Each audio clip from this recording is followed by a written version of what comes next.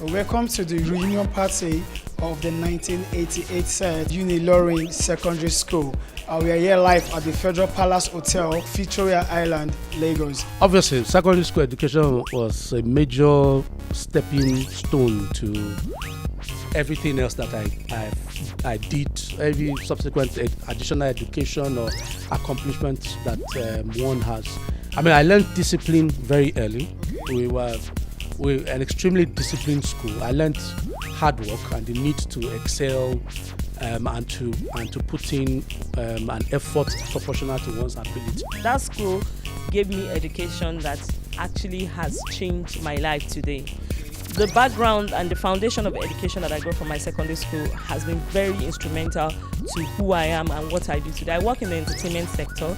I do a lot of content creation, and just for the fact that my teachers at the time detected and noticed that I have a skill, a talent in English grammar, and they were able to build on it, has helped me to further. So by the time I got into university, it was just building on what those secondary school teachers had done. In terms of the academics, the school was very wonderful. I used to tell people that if I had not gone to Unilorin Secondary School, probably I wouldn't be an engineer that I am today. Because our school then, as you hear Unilorin, we will just study. At times, when we are even playing, you see your mates studying, and they tell me to come and read, not to come and do sport. You just lose interest, you go back to the class. You had a lot of people who wanted to excel, and our teachers too made us want to excel. So that competition was there. We were always trying to outshine one another, and that has proven to be quite nice. And people had the impression that they were very serious people. Because you wonder how someone can cover books as big as this for 9 subjects. Wow. Big books, and they will cover it. Any questions they are asked, they answer them and they answer them correctly. So you deduct that these guys will spend a lot of hours reading. Before I joined USS, I've almost lost focus. I was because I went to CNS, and we didn't have much attention from the school authority, so I knew I was very rascally then. But when I came to USS, I saw it was more of book.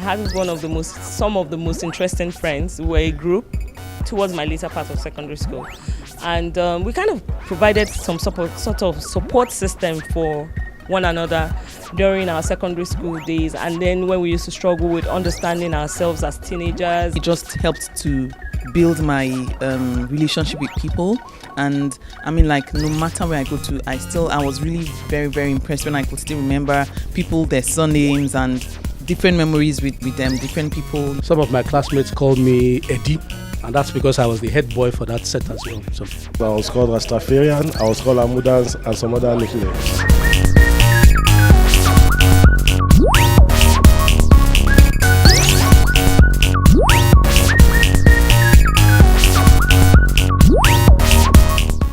Back then, apart from knowledge, manners and etiquette, language, expression were part of what they imparted in us. So no matter what we all decided to do in the university, we all had a background. I think somehow it shaped my life, because before I went to Unilorin Secondary School, my perception was quite different regarding what and who I want to be in life. But after the school, I think the perception changed, and that is where I am today. My school had a very unique motto: Okay. hard work, discipline, and progress. Okay. And up till today, I'm still practicing hard work, discipline, and progress. So that's the impact I took away from. That's apart from academics. What actually impacted me in my personal life and my business now: hard work, discipline, and progress.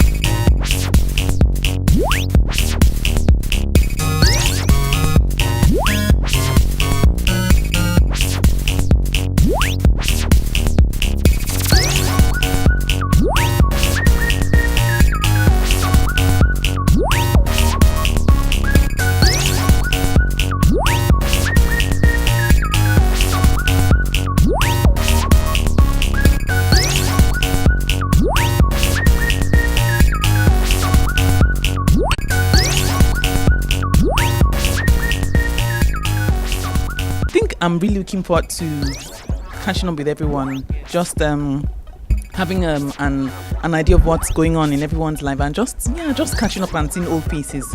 Basically, I think that's one of the things I'm really looking forward to. I'm expecting to see all my old classmates and classmates I've not seen for like 30 years. Many of them are parents, some of them are even grandparents. So I knew it's an opportunity to catch up and then get to know what everybody has been over the past 30 years, and then look forward to further reunion. Just mingle, see people I haven't seen in the last 30 years, have fun. That's nice. Basically, that's it. Of course, I'm already enjoying myself, having to see a lot of people I've not seen in 30 years, some 20 years. Some we do see from time to time. But it's okay to link up with everybody and, reminisce on some of those memories we had. And it's nice to be here, really. Interestingly, met quite a number of people today already. The catch-up has been fun. Yes, and I hope that when we sit down inside to have our dinner and to converse further and also to play games, we would have more times to build more memories together that will see us into further years. So I'm expecting a very great, wonderful moment. So there has been a lot of underground plan going on and all this stuff, and we have been communicating for quite some time now. So we pray that at the end of the day, everything works out the way we schedule it.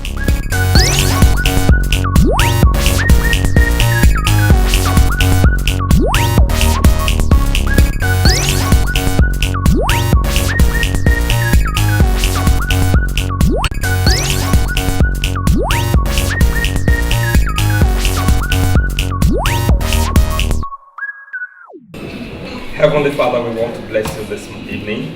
We give you thanks. Lord, we give you all the glory. Father, we have been all smiles since this afternoon, seeing ourselves after 30 years, most of us. Father, we thank you because you kept us even up till this time. We thank you because of that which we are doing in our individual lives.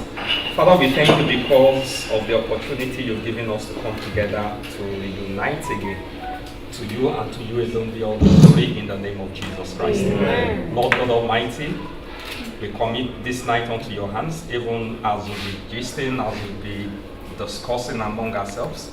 We pray, Lord, that you will lead us in the name of Jesus Christ. Amen. Everything we shall be eating, God, we ask that you will sanctify it in the name of Jesus Christ. Amen. Thank you, everlasting Father. Thank you, Lord. For in Jesus' name we pray. Amen. Jesus, please.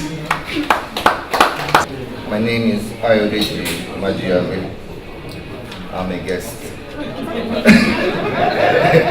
I'm not part of the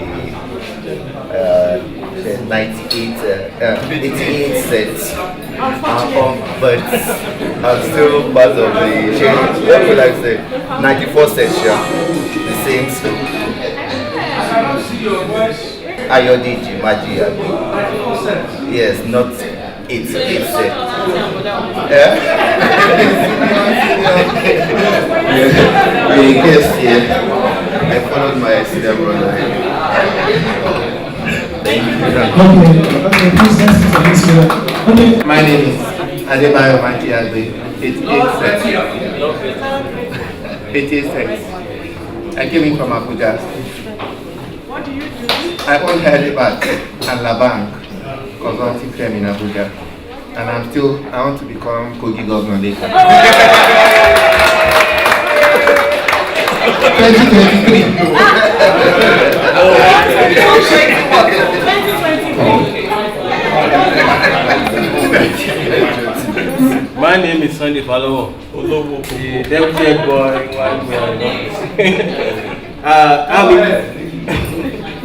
I've been into oil age for some time, but presently I'm thinking of going to online trading in fund management and forex trading.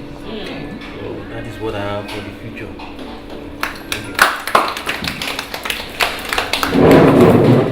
Okay. Engineer Jibola Jiboye. Okay. I left school.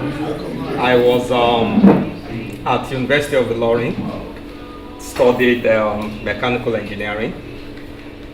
Since then, I've been working in the oil industry, following the maker of the tire everywhere. Presently, no, Shola is not following me. But presently I'm back in the country. I'm based in Lagos with Total.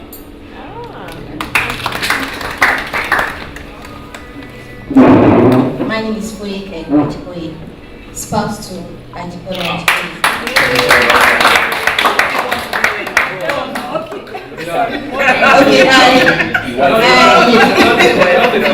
I'm a confectionerist. Okay, so I bake cakes and whatever. I studied microbiology in the University of Unilorin.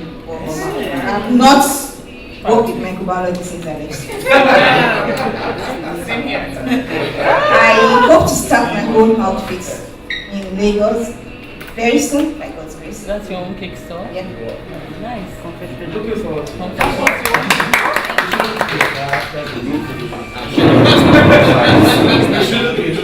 My name is spouse to Jide Uju, formerly Omolara Oyatoye. Okay, I've been looking at that face. Okay, so after school, University of Unilorin Medical Education, basic, then residency, Unilorin Teaching Hospital, Lagos University Teaching Hospital. I had a stint out of the country for like a year. Currently, I'm in University of Lagos and the Lagos University Teaching Hospital. I'm a lecturer, I'm a consultant neurologist, I'm a mother, and one day I hope to be Minister of Education, Minister of Health, and a grandma. Okay, one day. Very soon. My name is Ronke Akintobi. Go soon. Well, I studied zoology in the University of Unilorin. Like Jonathan. Yeah, I had shoes. No, Jonathan didn't have shoes, but I had shoes. We can testify. Yeah. You had shoes for 5 years. Yes, I work in an insurance company right now, and my vision for the future, like I shared with some people here, Vision 2023. I hope to be a dancer. Yeah, I like dancing. And yeah. So maybe I will have a dancing school. Nice. And maybe some of you can. But in contemporary dancing. Interesting. Good evening, everybody.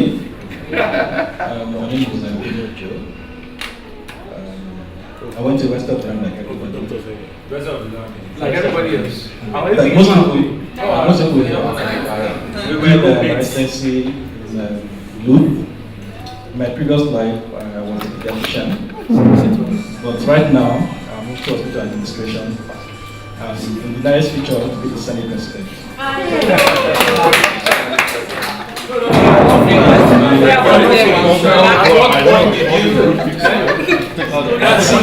If I start that story, no. Let me, because I know many people are hungry. Let me start that story. Because that story started a long time ago. Can I start?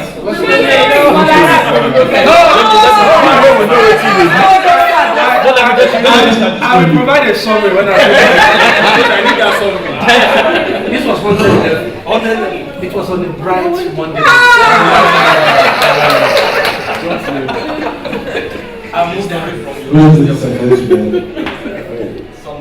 My name is Yemi Amujo. Amudan. I'm a chartered banker, but never worked in the bank. Just like you are a Rasta man without I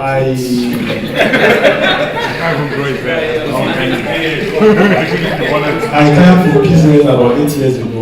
Now I'm a farmer, and I want to continue as a farmer. You remember the story? Good evening, classmates. Nice to see everybody. My name is Sam Oba. I'm into IT.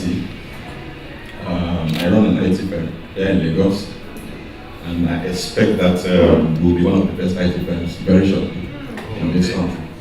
Thank you.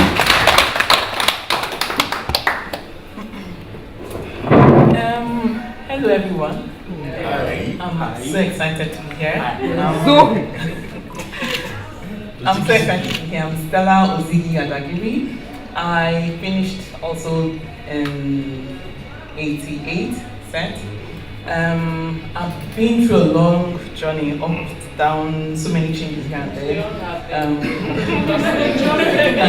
I started from pharmacy. I was one of the best students, but somehow it's a very good story. When I got my 40, I had to change over to microbiology, and so I ended up graduating as a microbiologist. But just like my sister there, I never worked for one day as a microbiologist. I realized that I had more passion for making an impact, and I decided to take the line of education. And so I went for my master's. I've been in the UK for almost 11 years. I studied education management, and I proceeded to do a PhD in education. And and so right now, I just came back to the country last year, and hopefully to oversee a school back in Abuja, and also I won an education consultancy. You guys are not listening. No, we are not bored. Let's go ahead. Ghana in the house. No, not sign, no why. Ghana in the house.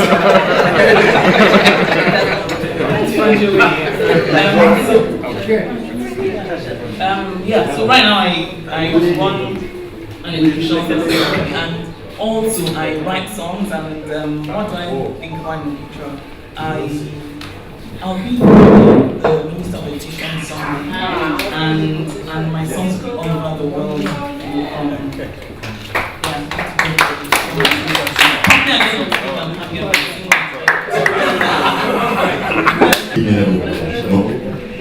FF. Yes. FF. Hold on, so we're going to do next time.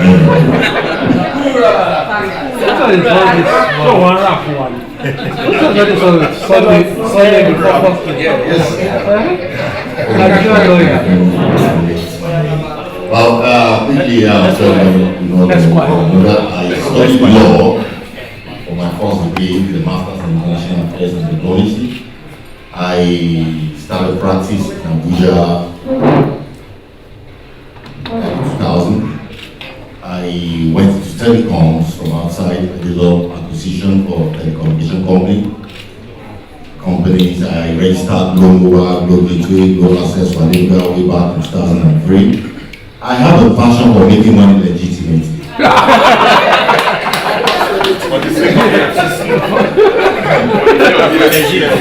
Along the line too, I delved into politics a little. I'm presently the National Legal Advisor for NPM, the registered party in Nigeria. I'm going to report you for featuring presidential anti-party activists. Our party is a party for the youth. We're not featuring the presidential candidate, but I have the right to be articulated.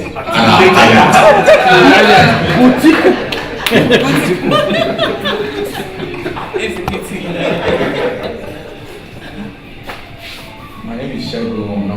What? I'm part of the school. Can you hear me? Which head boy were you? You don't want that one. You don't want that one. It's 7. Yes, it's 7. It's been a while.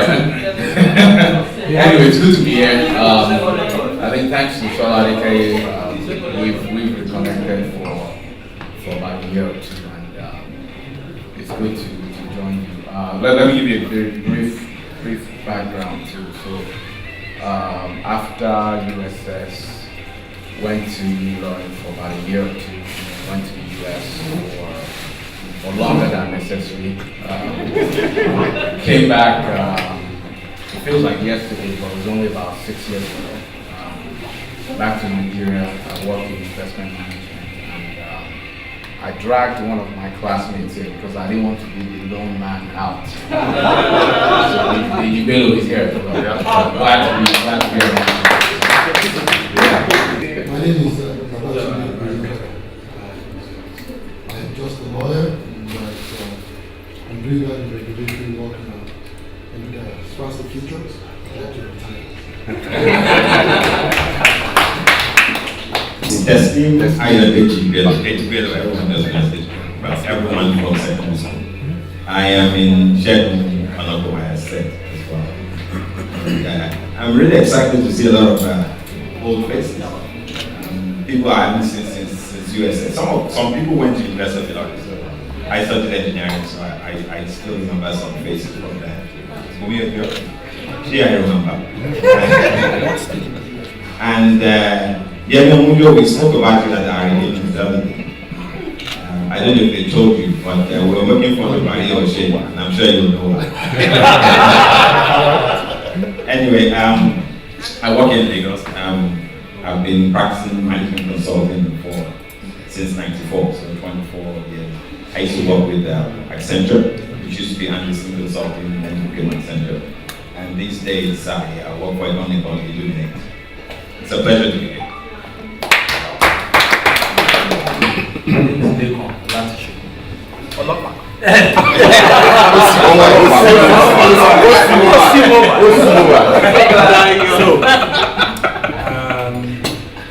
Left USF, went to study medicine at the University of Jos. And then was in Lagos for NYC and housemanship at the Ministry Hospital. And then went back for postgraduate training in Jos. Did medicine, so I'm a consultant nephrologist, physician. Spent a short while in the UK. Did a master's in transplantation science from the University of Lagos. And at the moment, I run a hospital. So I'm a clinician and an administrator. Yeah, I run a hospital called Zenith Medical and Kidney Center. I think we do the highest number of transplants in the country at the moment. Kidney care, that's it. And in 20 years, well, I hope to have Zenith in most states of the federation. We're not in Lagos. Just opened a dialysis unit in Lagos, Sule. But I came purposely to inspect the place before this occasion. And by the first quarter of next year, we hope to be in Port Harcourt, Onitsha, and then Kaduna. Yes, to be all over the country, well, and also to run a kidney care center where we offer excellent care for patients with kidney disease. and to be known all over the world. Thank you. Eddie, you need to qualify that. You want to be known like Osama? No.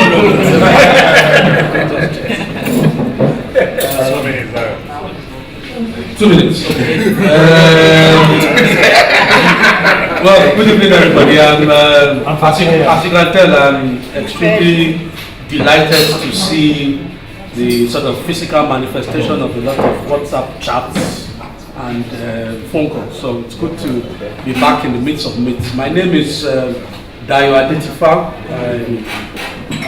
We're part of this set, and well, before they say so, I was the head boy for this set. And I think I was number 3 in the history of the school, because I think we had Kunle Oyemi before Shetley.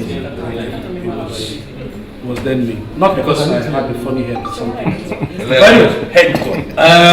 So, well, after, like most Ilorin, well, I wasn't born in Ilorin, but like most Ilorin boys, these people who grew up in Ilorin, also after USS, I went to University of Ilorin and studied medicine, and also did house job in University of Ilorin. And I'll tell you an interesting story. So, doing house job, people finally figured out that there was a lot of falsification of certificates or whatever in University of Ilorin, and we had to go through some screening of our certificates. But bottom line is, having sat in front of this panel who confirmed that I went to University of Ilorin Primary School, University of Ilorin Secondary School, University of Ilorin, the man looked at me and said, well, so now you need to leave town.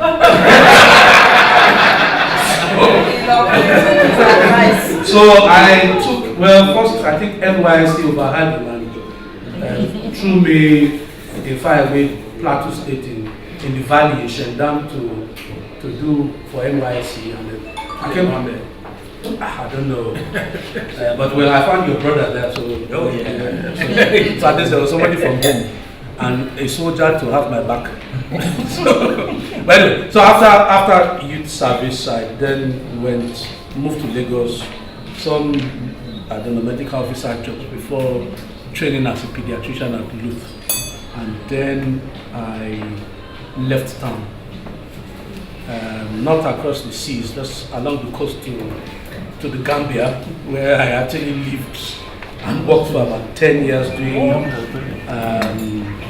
doing research at the Medical Research Council units or laboratories, as it's called in the Gambia. And then 4.5 years ago, I moved to Kenya to something called the Kenya Medical Research Institute and Wellcome Trust Collaborative Research Program, which is where I am. So, well, for those who know me well, I'm just simply carrying on with family business. Academics. Yeah. Reading books. Just, so following Professor Adetifa's footsteps. Yeah, so that's what I do. I don't know what I want to be when I grow up. Keep growing. But I've got a, I don't know, is it idealistic? Some people say, or some people go. I really would like to, if I can't come back home, I really would like to be involved more and contribute a bit more back home. We have many needs in medical research. We are underperforming, we are not putting our weight. Just last week I had to sort of embarrassingly listen to what people ask me what's going on in the country. Yeah, so I hope I can contribute in some way to changing that narrative in biomedical research and public health research that benefits to the population. So that's basically what I think I may want to do when I grow up.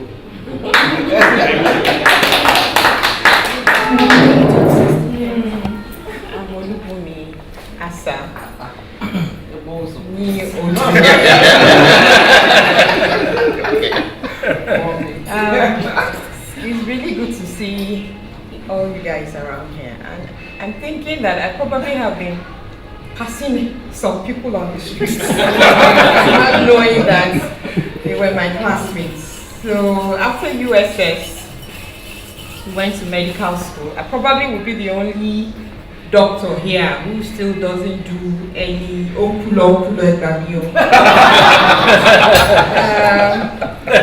So we went to medical school and went to Ife for house job. Went back for my residency in Ife in public health. And so that's what I've been doing. The last 10 years I work with the UN in the area of reproductive health and HIV. So basically, that's what I've been doing. I'm very interested going forward in my life in being able to support children with neurodevelopmental challenges. And so that's an area that is beginning to interest me more and more. I think I'm also keen on being the next, well, maybe not now, in the future, First Lady of Nigeria. So you want to be married?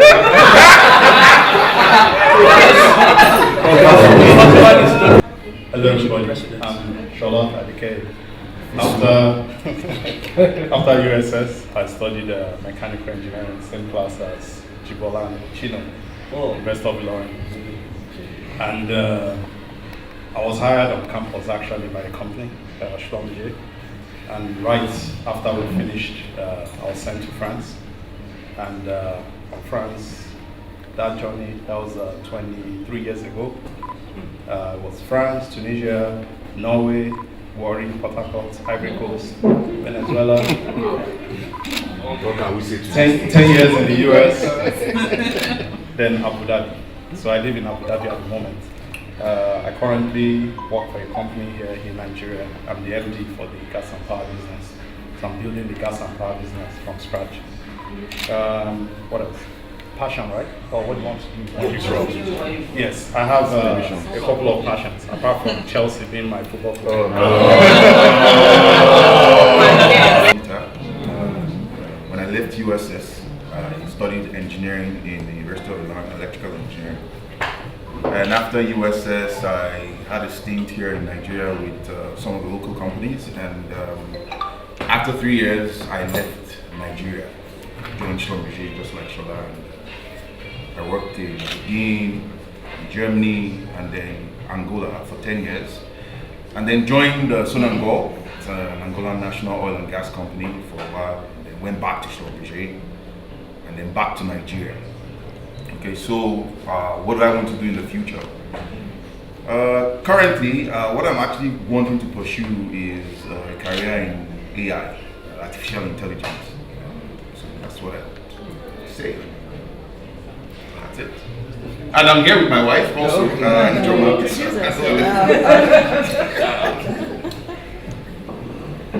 Good evening, everyone. Good evening. I'm a guest. I'm Auditor's wife. My name is Ijoma. May we express our profound thanks?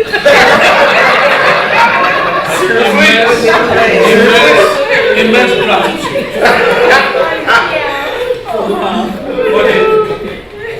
For just helping us manage our Okay. Yeah, so my name is Ijoma Audita. I am, at the moment, I'm working at Banker's Warehouse. What I want to do in the future, I'm evolving, so I'm discovering me. Maybe I would come up with what I want to do. Thank you. Hi everybody. I'm not going to echo what everybody else has said, but you know I'm excited to see everybody. My name is Yetunde Ademrelini. I am class of 88 as well. Shola Adike's cousin. Femi Folonsho's sister by proxy. Anyway, sister to everybody here.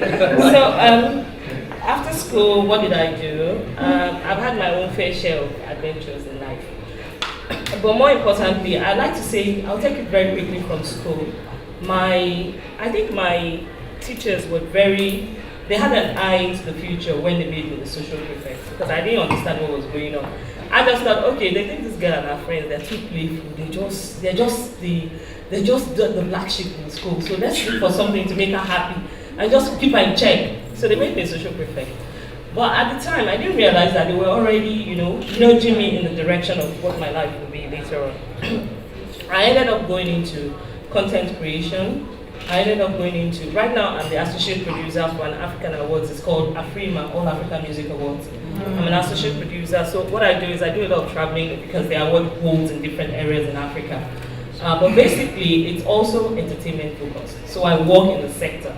And I get to work with a lot of young people. And half the time, they can't even believe my age. I'm always trying to convince them, do you know I'm older than your age, or you're cool like that. It's all right. I won't argue with you because it's what I do, But I'm so grateful because USS just laid the foundation. Like Stella and I were talking about earlier, those formative years are so critical.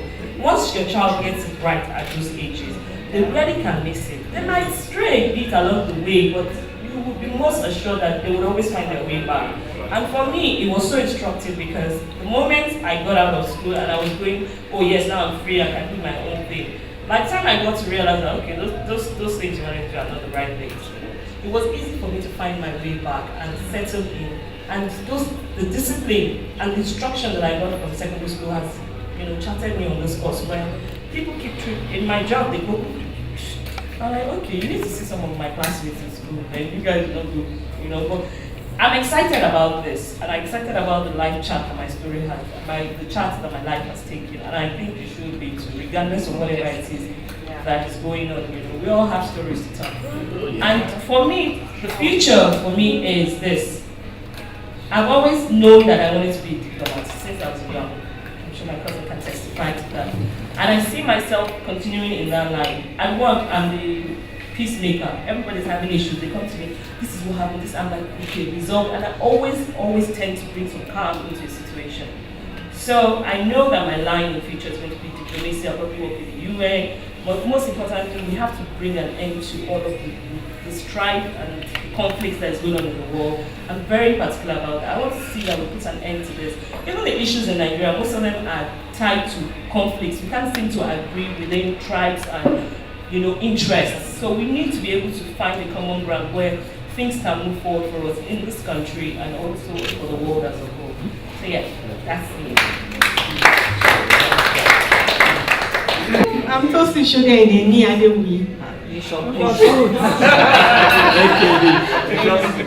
that time, I thought I was joking. Used to be on the queue. Maybe late coming or something, I don't know. I'm still there. I'm still going to be the first on the queue. If they should say all of us should queue up now. So I am an accountant. I went to Unilorin. I studied accountancy. And I'm a chartered accountant. I trained with Deloitte, Akintola Williams, and Deloitte. And I worked with DHL. I worked with Owando. Right now, I'm on my own. I own an accountancy firm. I have a tax consultancy outfit. I run a finance outfit consultancy. Then, what do I have for the future? I basically more into female entrepreneurship because I have a group that we belong to. We're trying to make sure women are empowered because we have seen too many women going through challenges. Marital challenges translating, translating into financial challenges, and it comes up every day. So somehow we have transited into like an informal NGO for managing children who are in this marital crisis, born by financial issues. I'm sure all of you would have come across maybe friends, relations, neighbors, in churches, in the mosques. So we are trying to see how we can empower the women to stand on their own and to speak out against violence in the home. So please, let that be our challenge as well. Okay. Yes. Okay. My law firm will take care of that. All right, thank you. So that's what my plan is, to make a lot of noise about it. Take note of what FM is said. Yes. So I want to make a lot of noise about it and please, so that we'll make a better world for our children. Thank you. I'm Yomi Omofai, and I'm really excited to be here. 30 years is no joke, and it's like meeting your family all over again. Especially someone like Dejibelo. We were in the same class in primary school. So after USS, I did school in Ilorin because the course I was interested in wasn't available at the time. So I had to go to the nearest because I'm firstborn and my mother wouldn't allow me to go. So the closest school I could go to was Ife. So I studied architecture at Ife. I had to move on. I studied architecture in Ife, and after graduating as usual, I had to leave Ilorin for greener pastures here in Lagos. And we found a green. Lagos is like green. So I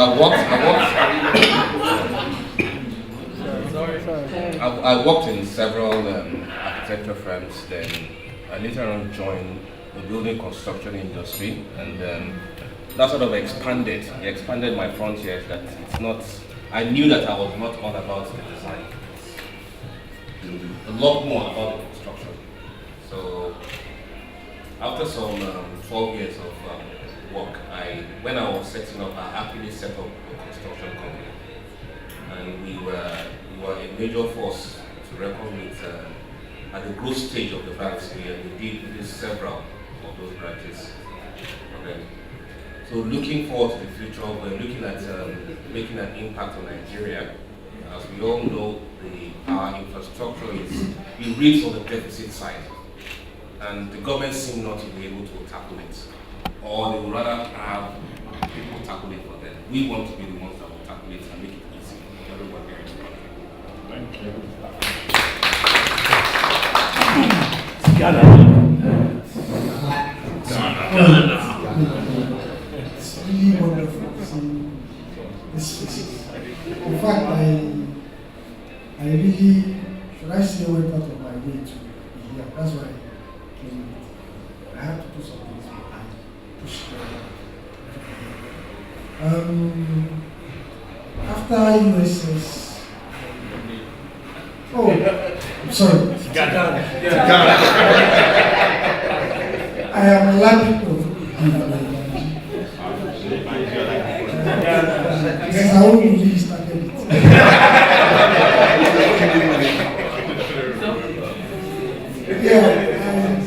I studied mechanical engineering at Federal University of Engineering.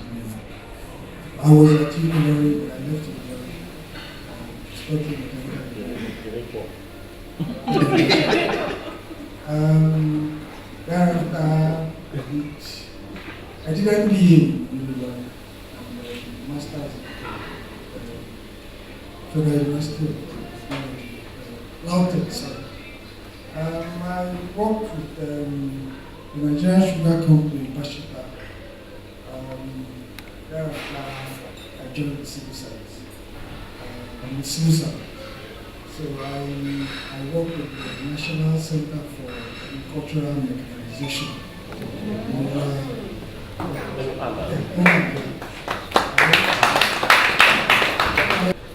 So maybe I'm completely going into maybe because most of us complain about our conditions, and we sit back and look at them from afar. And we have a lot of potentials and ideas. We only discuss it. So maybe if some of us go into politics, we can really make a difference. So that is why I'm considering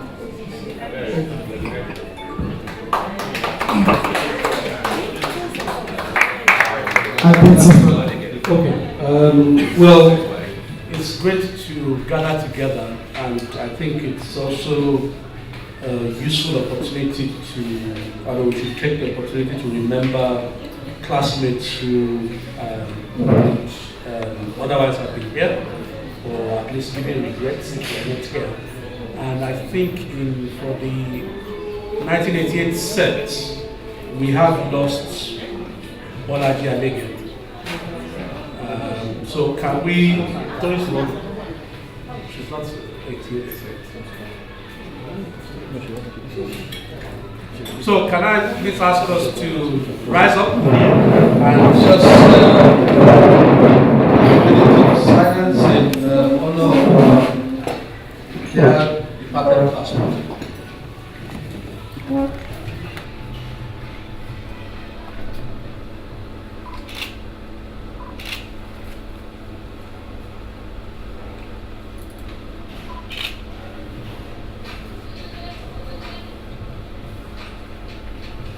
Rest in peace.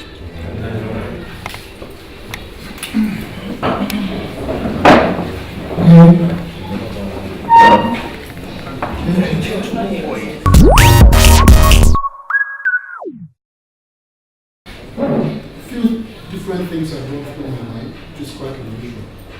In the period that I sat here listening to everyone, usually it takes a lot of effort for anybody to get through my mind. But quite a few things have gone through my mind this evening. And it's bittersweet. And it's the reality of our lives.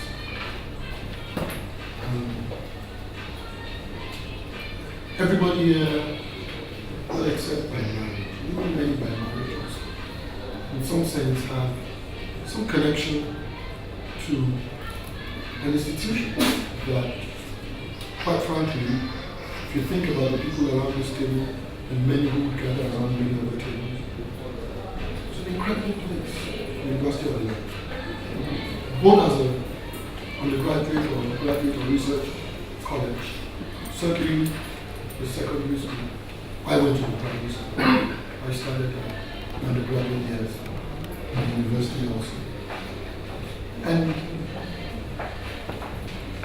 beyond living and growing up in the environment, I'm very fond of the memories of the town and the institution itself. Interesting thing is I belong to quite a number of different forums on WhatsApp that have to do with the school. Whether it's we have what you call the First Republic law school class, because you know that the university had a false start and its own law program. At some point they had to stop, and then we all ultimately graduated from. So we have a University of Ilorin First Republic, and right now we're lobbying the university to grant us degrees, and we haven't succeeded. And then, of course, recently the headmistress, first headmistress of the primary school passed, and it was an opportunity for many of us who went to the primary school to get together. And I'm 50 this year, and as much as I recollect, I do not have any memories nearly as fond or as strong as the memories I've had from reconnecting with people from way back then. And so that's one thing that ran through my mind. And I'd say to you that where you are, and certainly how you will end up, make no mistake about it, would be in large part on account of where you've come from. And so this bond that you have, whether you're engaging periodically or not, understand that it's a very, very important bond. It's right around this table here, I see exactly an opportunity for what is lacking in our country, an accountability system. With the people around this table holding themselves accountable, you will certainly be your best selves. Because you can see the standard and the quality of the accountability to which you hold yourself. And why is that such an interesting thing? Remember that the young MC, perhaps younger than most of us, said he'd want to know what you're considering for the future. And so an accountability system that holds you to account to be your best self. Don't take this for granted. Take advantage of it. Nurture it, but for the fellowship, but even for the enlightened self-interest of what you can do to propel you to their own personal objective, and to also create a critical mass of success so that your friendships can continue to be strong and abide. And so that's the first and most important thing. Technology has made interaction quite easy. I'm sure that when you guys got together today, it didn't seem like, physically, it might have seemed like a few decades, but from an interaction standpoint, it didn't seem like that. For crying out loud, I was like, Emeka, we grew up together, I haven't seen him in God knows how long, but we've been in constant communication, sometimes not even direct communication. In my other life, which is a day job that I do, I get bashed around quite a bit. When I come back at the end of the day to read some of the bashing, I see him, I can see him with his boxing gloves, getting in there. And so, even though we're not communicating one-on-one directly, we're in some kind of fellowship. What I see around this table is the hope of a nation. This is the hope of a nation. There's one thing that is quite difficult to get at a later point in time, in which if you don't have, the lack of it or the gap it creates will follow you all through your life. And that's pedigree. That's pedigree. And you're going to find many people who will succeed depending on what your scorecard of success is. You're going to find many people who will succeed, but you will not find that many people with pedigree. It's pedigree that determines sophistication, exposure, and character. Just before I came here, I was talking with someone who was saying, so you came from diaspora, today you live and practice law somewhere else, and you came to Nigeria. You kind of got the hang of it. You got into politics or public office. You was doing some campaign. And that's why the network is extremely important. Make no mistake about it. There's a battle for the soul of this nation. You will either stand to be counted in the war front, or history will not be charitable to you for what you did or didn't do. I assure you. Whether your name is written in the history book or not, the record of your participation or lack thereof, if it doesn't stare other people in the face, it will stare you in your own heart. And I always say to people when I speak about what really distinguishes people, look at the sheer amount of talent around this people. But talent is not that difficult to find. Honestly. As limited as talent is not that difficult. If talent were that difficult, why will the top schools in the world be so selective? Why would a Harvard University only admit 5, 6, 7% of applicants? Whether it's undergrad or business school. Some of you here have been to top schools. In business school also. It's so competitive to get in. And what that says to me is that those schools are already self-selecting. At the time I was coming out of secondary school in Federal Government College, there's nothing you could have done to persuade me to apply to Harvard. I wouldn't have. I knew I didn't qualify. And so, of the 42,000 people who would apply to Harvard annually, or to Oxford, or to the great schools in the world, those are people who have looked at themselves, they've stringently discriminated against themselves and determined that I think can qualify. And of that large number, it's still going to end up with a few. And so that tells me that as inadequate as talent is, there's still sufficient talent. And there's no big science to how the countries that have succeeded or are succeeding have done it. Every single one of you around this table is the evidence that there is absolutely no difference between those people who were coming out of Stanford and those coming out of the University of Illinois. No difference. I had been around and listening to everybody speak here, whether it's your wit, your diction, or just what you've done, what you've spoken about in 2 minutes or less. It's very accomplished people, as accomplished as anywhere else. Listening to Dr. Ojo, Professor Ojo, Dr. Abiti, just the kind of work that everywhere else in the world is so strongly celebrated in healthcare.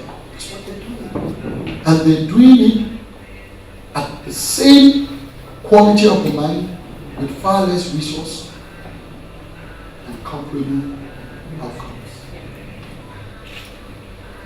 Comparable outcomes.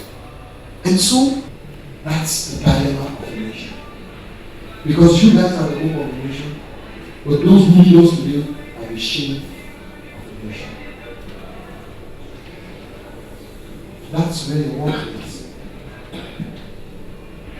Power never served a la carte.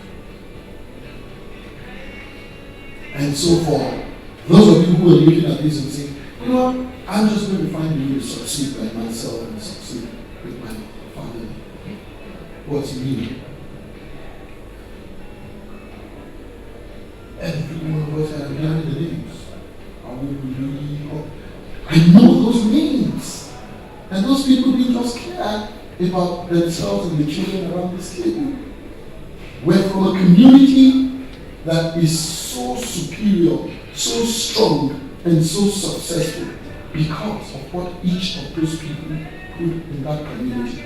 And every single one of us, it's not just a product of their parentage, but a product of the community, of the environment we grew up in. And so if we're able to define our own success by what we're able to accomplish and what our children accomplish, we can't even stand where our parents stood, much less stand on their shoulders. And they had much less. Those guys had to take care of their own parents and take care of their own children. And so there's an urgent call,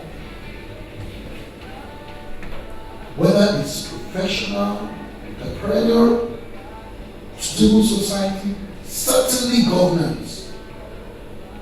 We just must get on the deck somehow. I've spent 18 months in public service, and many times I question the wisdom of why I went into it all. You can't even believe what I've experienced.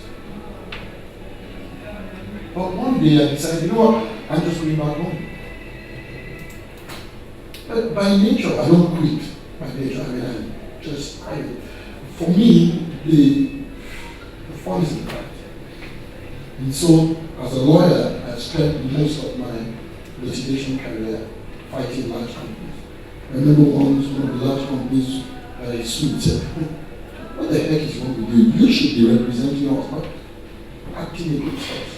Or paying far more than whatever it is you're getting to represent us. And I really thought about it for a moment. I said, come on, today be sensible. You've got children, you want to send them to school, don't you? But I said, nah, it will be so much fun. It will be fun. For me, there's nothing that pumps that adrenaline like sitting and thinking that I got you now. But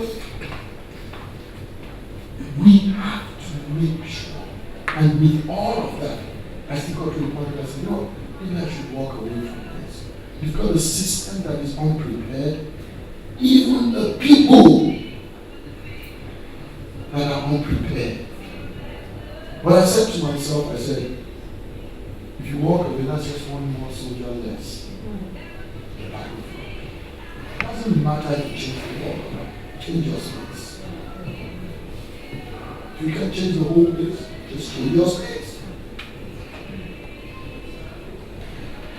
And we're in an environment in our country where nobody's going to miss you when you leave. They're just going to take it right back to what they always wanted it to be. Someone continues to arbitrarily act against the interest of consumers. I go to court myself. What the heck are you doing? Why are you going only after DSTV? Only elites use DSTV anyway. It's one of those situations that's damned if you do. And so, if you now look at that and say, that would be, it's that pulse that we would use to determine what you do. You're likely to get conflicted or quit. You're going to have to know that what is most important is what you talk about and where you're taking things. And in that, Awolowo continues to be a good example for me. I didn't know him. I don't have any political affiliations or leaning one way or the other. But the southwest of Nigeria is far ahead today because of education. And I was reading a book where I was told that the place where Awolowo got the most resistance to free education was in the southwest. So you have a leader who knew where he was taking the people, even against their own will. So you're going to have to make up your mind that so that history will be charitable, we will get involved. And every single one who gets involved is one less from the wrong pool. And one day at a time, we will ultimately create a nation. But this network is what you're going to need. It's this network that's going to get as many up there. It's this network that those who ever get up there are going to need support from. And most of all, it's this network that will hold those who go ahead accountable to our core and true value. Good evening and enjoy yourself. Thank you very much. I'd like to hand over the mic to Yetunde Neyi. Please round of applause for her as she appreciates the speech. Thank you, Mr. Tunde Rupera. On behalf of my colleagues, friends, classmates, and I, I'd like to say thank you very much for taking time out of your busy schedule to be with us. We know it's a Saturday, but you could have been doing something else. One, for being with us and sharing with us from your wealth of experience. I think for me, the takeaway from this is just, it's reminding us of those things that are important. Saying to us that at this stage of our life, it's possible for some of us to want to rest on our oars and think, oh yes, we've done it all. But this is the space where we begin to remind ourselves that there's a greater good that we should pursue, and that greater good is where we should keep our focus. Oh, we got to the stage where we've done quite a lot for ourselves, but then we should start thinking of doing it for other people as well, and doing it for our nation. So thank you for that reminder. I think it has been motivating and inspiring for me personally, and I'm sure it's been for other people. I was caught between, am I in church? Am I in this sermon? You know? Because I worship at a church where the pastor is more motivational than fire and brimstone, must repent or you die. So at all times I was thinking, am I in church?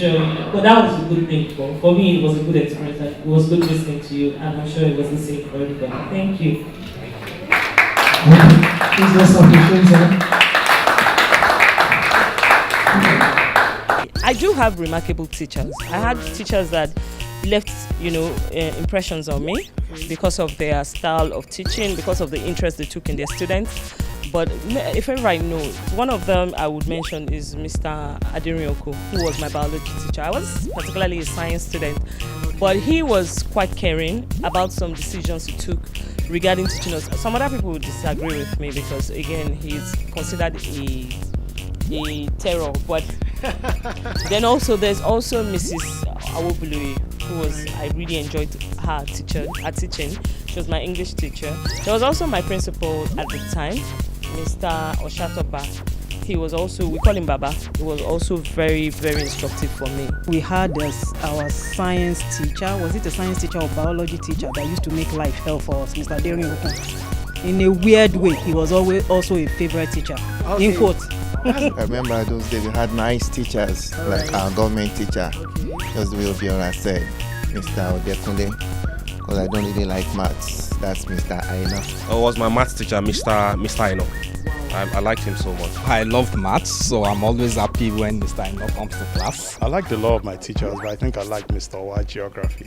Yeah, Mrs. Ibitoye. She was our CRK teacher. Yeah, of course, we all remember our principal, the late Chief Oshatoba, was beyond compare. I don't think anybody else or any other school ever had anybody like Chief Oshatoba, whose vision of what our school became thankfully manifested in his lifetime, and we all remember him fondly for all of his contributions to what we are today.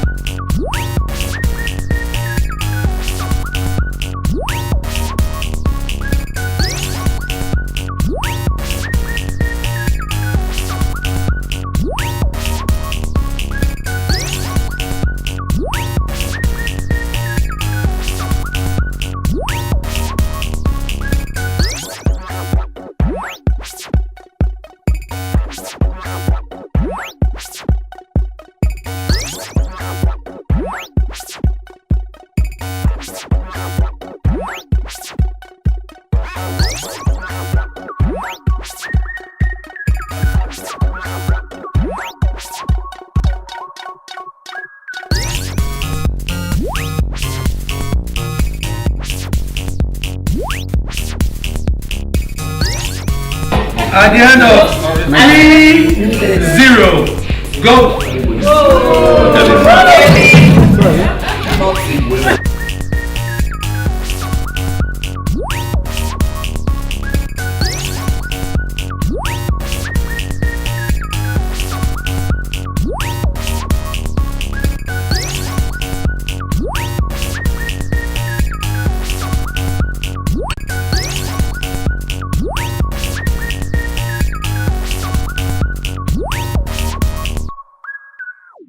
So, just a few words kind of share my own perspective. I think we were fortunate. So the 87th set did this reunion thing about 2 years ago. So we did the first one 2 years ago, and then about 4 weeks ago we had the second reunion. So we have a good perspective.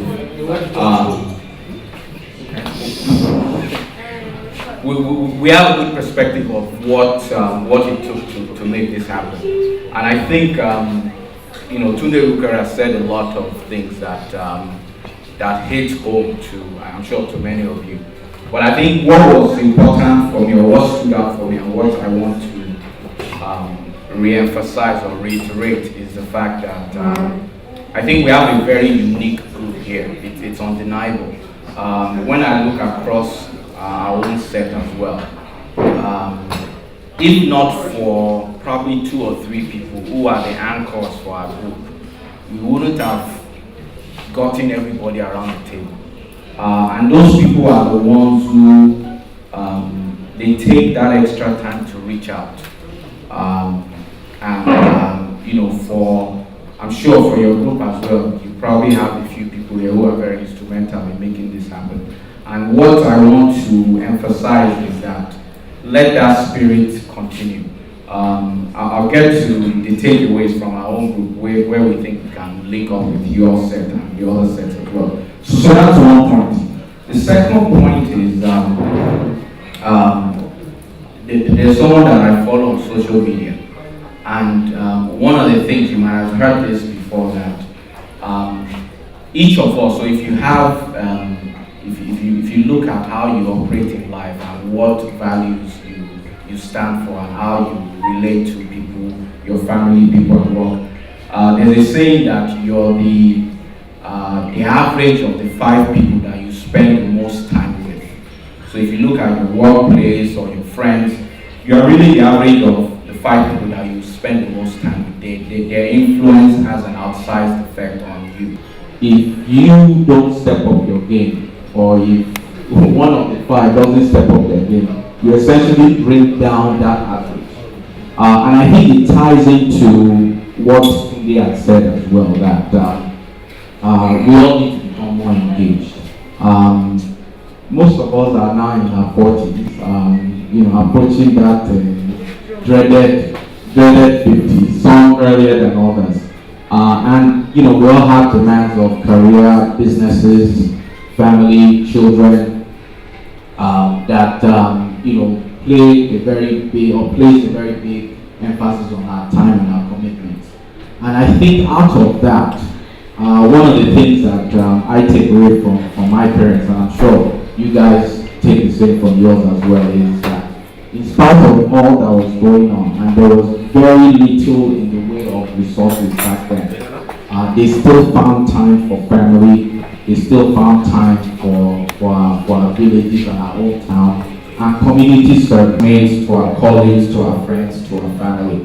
And then the last thing that's also important, and I think drives home the importance of this reunion, and hopefully more reunions like this, is that when people look through on their deathbeds, and they ask them, what would they have liked to have done more of? Few people say, I would have liked to have spent more time at work. I work insanely long hours, and and people say, look, if you drop tomorrow, this work will continue. But if you look at people and they say, okay, what would you have loved to have spent more time doing? A lot of them will tell you, look, I would have loved to spend more time with family. I would have loved to spend more time with my friends. So in closing, my counsel and my challenge to all of us is that, let's there are many of us who are not able to make this reunion, I'm sure. Let's reach back and pull our fellow classmates along with us. One of the key takeaways from our own reunion was that we needed to reach out to the other sets. I think there's some that are more active than others, and form as cohesive a group as we can to, first of all, recognize the teachers who are instrumental in making us the people that we are today. That's one. And I think I look forward to working very closely with, with your class and perhaps the other classes to recognize them. I think, oftentimes people recognize people who are instrumental in their lives after they're gone. They will attend their funeral, they will do this. But what's really important and key is that when people are alive and they can enjoy and they can grow, is let's recognize them. So we'll reach out to you on a few initiatives that we have. And then the second thing is that I talked about reaching out and reaching across and reaching up to our fellow classmates. It's not everybody that has the opportunity to be here, and it's not every one of us that's doing as well as we can. So there's a responsibility that comes with privilege and with being in a place that you can offer assistance. So let's reach out and connect with some of our fellow classmates. So those are really the key things that I wanted to emphasize. Thank you again for having me. We're going to post the pictures of this on our own WhatsApp group, and I'm sure a lot of our classmates will be pleasantly surprised because I didn't tell them we were coming here at all. Well, thank you very much, and I look forward to reconnecting with many of you, over the next weeks and years to come.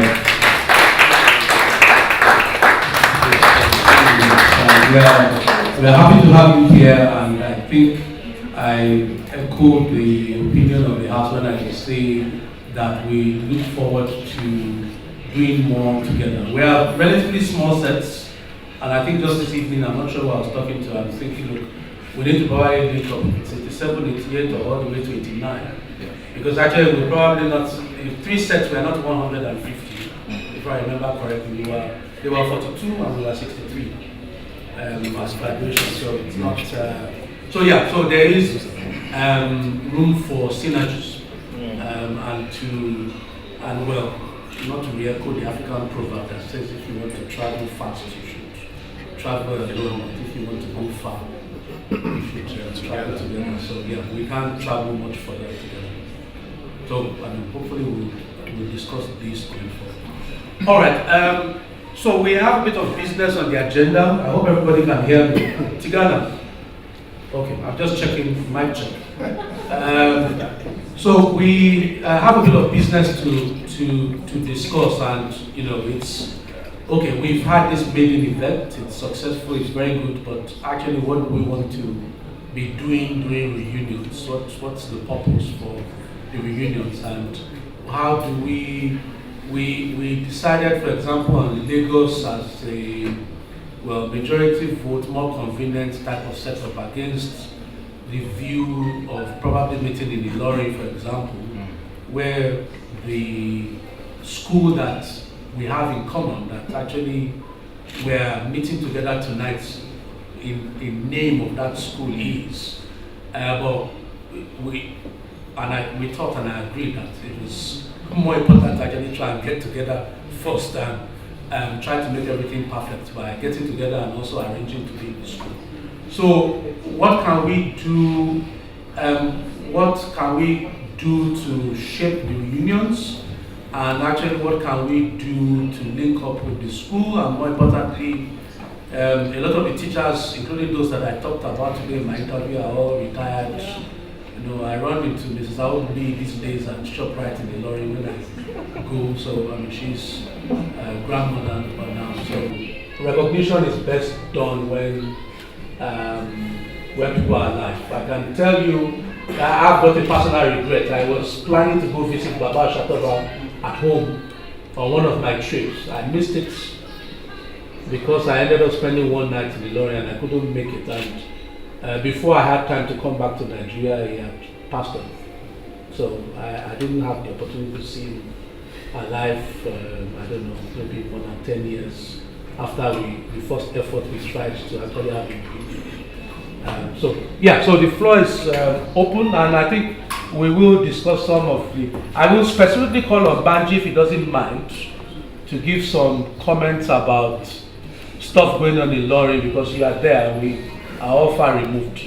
But are there any comments sort of to feed into how, for example, when should we hold the lecture reunion? I mean, should it be an annual event? Should it be a biannual event? Should we, I mean, we can vote later about locations, but the question is, are people sufficiently, was this sufficiently a good, positive experience that we should have it again? So, this seems to be, with my leg, unanimous. Okay, so, Abuja. No, we'll talk about that. So, can I, before we move on to the next thing, can I just suggest, Banji, can you just say something about the jobs around? I just want to say it's nice. Nice. I believe that we are having a wonderful time. Talking about USS, the long and short of it is USS is still USS. It is still called USS. It is University of Unilorin Sec Sch. The only few things that is different about it now is, one, the location has changed. It is now a new campus. It is now a new campus. The uniform is still the same, so we are and it is still managed by the University of Unilorin. And I don't think they have a voting. Sorry? The standard is still okay. You sure? Yeah, I guess it's still okay. Because why I said yes, that's an assumption. Well, I have, at least I have 2 people I know that work there. And I think I can go. What are the records? What does the records show in terms of the examination performance, academic performance? But of course, I can find out. Yeah, please. It would be very important. Well, but at least 2 or 3 people have walked up to me to tell me they want to fight to get their ward child into the school. Sorry? 2 or 3 people have walked up to me. Yeah. I know, and told me they want to put their child.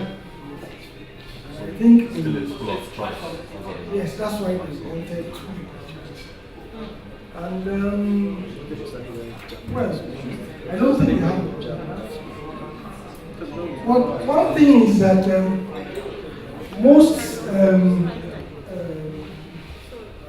maybe I should call it staff schools, federal government agencies. Staff schools. Federal government stopped sponsoring, giving them money. Actually, that happens to the school attached to my and that thing started a long time ago. Mr. Kyle, if you remember, was at the peak of the PE teacher. When the university wanted to stop paying them directly from putting them on USS skill. And over a long time. Right now, the funding is done by the university. So it's like a venture. So those are the only differences. The only difference among universities. It's still university secondary school, and it's still managed.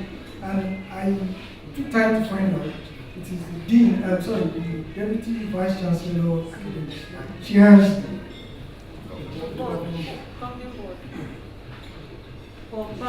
Yes. You know that management by the university is a new thing. When we were in school, the PTA owned the school. I don't think that is totally correct. The university still had representation.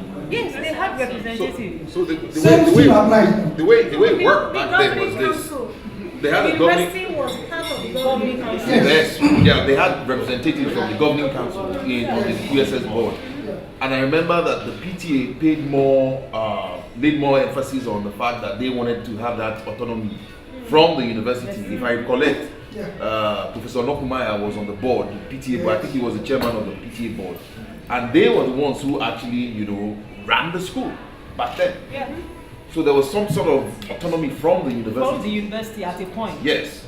So I recollect that, if I can recollect very well, there was a time when they had the issues where Mr. Kayode, Mr. Obi, Lale, and all the other teachers had issues with the university authorities, and I think they were laid off or something of that sort. And then the university, or something. yes, salaries, and then the university decided to take over the school.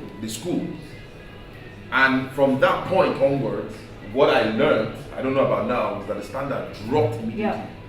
And that's because the only reason the issue school could have been moved. Yes, so because that was the exactly physical structures were put there by the PTA. But then, so why did the university take over this job? Okay, sorry, can I just jump in a bit before we go off? I mean, it's important because we are trying to catch up, but the question is, how is our connection to the school or plans to give back or engage going to be affected by however the school is managed? No, I don't think it shouldn't. It shouldn't be, but at the same time, we need to do it in such a way that it's not affected by whoever decides to run the school in future. Absolutely. So, I mean, I don't want to get into, a lot has actually happened in the school. People were fired. I woke up one day, found it not in its usual location. Or one time I drove up to PS with my kids in tow, feeling irie, only to come back thinking, why did I bring these kids to this school? Because I was like, why is your school so dirty? Why is your school so this? Why are the furniture so, why are they all broken? Why are they, I was just thinking, come on. Anyway, but the truth of the matter is, as part of the general problem we have in the country, everything has changed. And, of course there will be people who still go to the school, but the point is, our classmates or our contemporaries in Ilorin, I know, do not send their children to USS. Now, that is right, but it really doesn't matter because at this point, almost all the schools we knew back then, even the guys here who used to post about that school, the only school that had a swimming pool, it's all gone. It's all gone. So those that are folded. So, but the issue is engaging with the school is something that we should do as a sort of social responsibility. As even if things have changed, I'm more interested in trying to motivate the next generation. Because even if the school goes back to the way it becomes like the school my father went to in the village, the point is, the school still did something, and all our parents still go back to those schools to go and try and sort of make things better for the next generation, which I think should be the focus of the discussion. Obviously, Nigeria things can be difficult, managing money and all that, but we can find ways to do stuff with children in the school, to show example or an alternate universe that has nothing to do with us necessarily falling into school politics. Shola? Sorry. Yeah, I don't know what's happening in the school, but I have a question. Yes. When we were there, or when we were trying to get in, the school was open to everybody that could pass the entrance exam. Yeah. Is that still the philosophy of the school? Is the school is it open to any Nigerian? We even had non-Nigerians. And for me, that's Michael Crosby, whiskey from Poland. Well, as far as I know, and I don't know, but as far as I know, the school still takes everybody. In fact, what the school may have, tried to address, I don't know if that also informed the movement, is, as you might know, and it's not just for USS, even for staff school, there are sections of society that complain that the schools were elitist. Oh, really? Oh, They yeah. were elitists.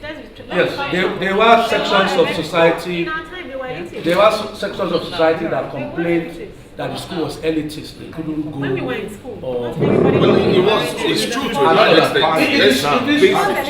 It is true to an extent. It is an extent. So Maybe that's something we need to find out. No, but so to an extent, maybe school is actually more open now to at least people in the catchment areas, is what I would argue.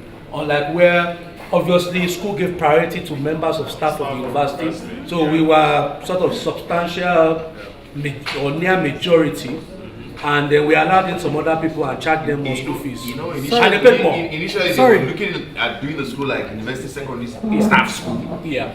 But on second thoughts, because they could not get the numbers which was required, that was when they now decided, you know what, we're going to throw this thing open to the general public and have examinations for people to do, so whoever passes. Because I remember that I did exams as well. I did exams. Exactly. So we passed. It's not because we're. But I tried to leave in primary 4, and I didn't cut me. Exactly. So the point is, we all did exams. So it wasn't because you're from the staff. No. So it wasn't. Exactly. So as regards your question, yes, it is still open to anybody who comes. But as it used to be, there is preference for children of university staff. Still to now. Yes, I'm sure. Which is the PTA right now, the PTA has a big say in the running of the school. That's optimal. So Just like it. And the reason I'm making the point is my personal philosophy is education. Well, if I'm going to support a course on education, especially at that level, these are children. It's got to be open to everybody.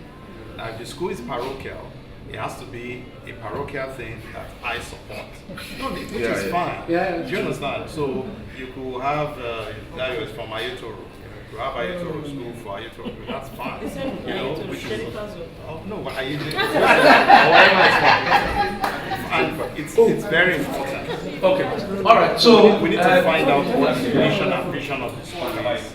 There was nothing wrong at that point in time if majority came from the university community, because that was just what it was set up for. Okay, so we need to, so anyway, this part of, we do need to engage with the school, however. So to find out, and sometimes, I don't know how this will go, even if the school has changed in philosophy or outlook, sometimes old students have to come back and leverage influence to bring back their schools to what it should be. Okay, so if you remember, a lot of schools, even the big schools, missionary schools, they all fell apart. So they are old students, mixture of things, leverage, make sure government finally decided to return schools to missions, and then went back and did a fantastic job of trying to reconstruct and return their school back to the glory days. But I think this is an essential social project, because some people we didn't know put in that shift of work for us to be able to go to that school.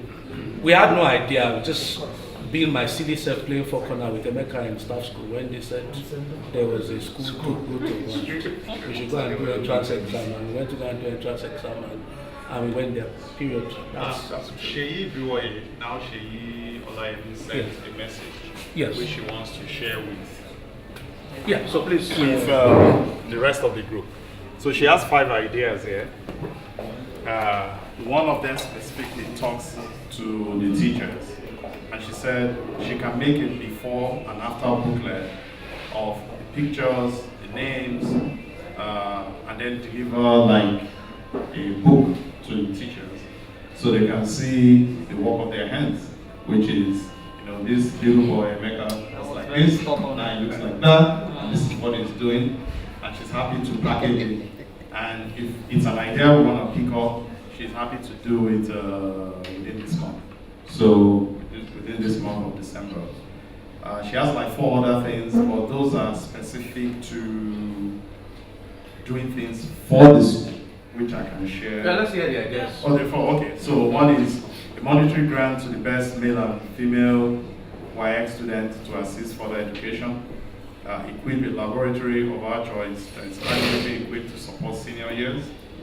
The third one is a projector and screen to facilitate old school or class media usage for learning. And the fourth one is a customized, good quality plaque of acknowledgement of service to our class for each teacher of our time. Okay, so that's also for teachers. And can also accompany with a gift card. So those were the first four. But the last one, she said she actually volunteered that she could do it herself, like a This is the booklet. This was this student, how he or she was, and now this one, and then with whatever you write or you just like what we shared initially during this engagement. And she will put it in like a yearbook for them, which they can read for the rest of their lives. She actually went to the school last year. They spent they went twice. They paid a visit to the school. They spoke with the school management. They spoke with the students. So they actually had a feel for the school. Okay. That was when her mom died. Yes, I remember. So she went to the school. So that's why she could come up with that. I think she has a feel for what they want. Yeah. I think Bolanle Adishafe shared the experience with me. And she told me,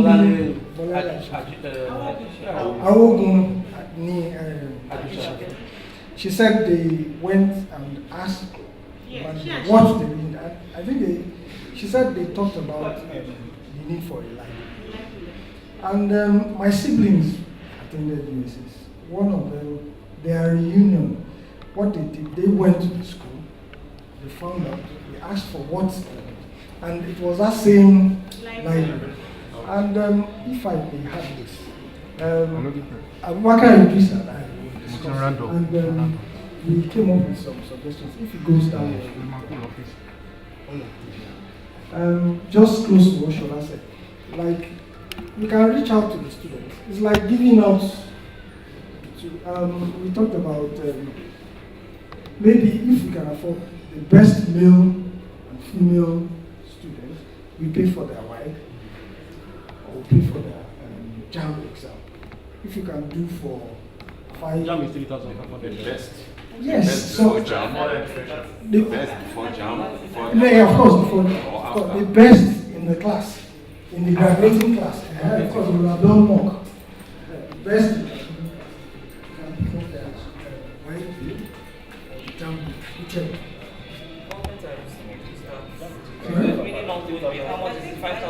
yes, as long as it is. You can also see the life of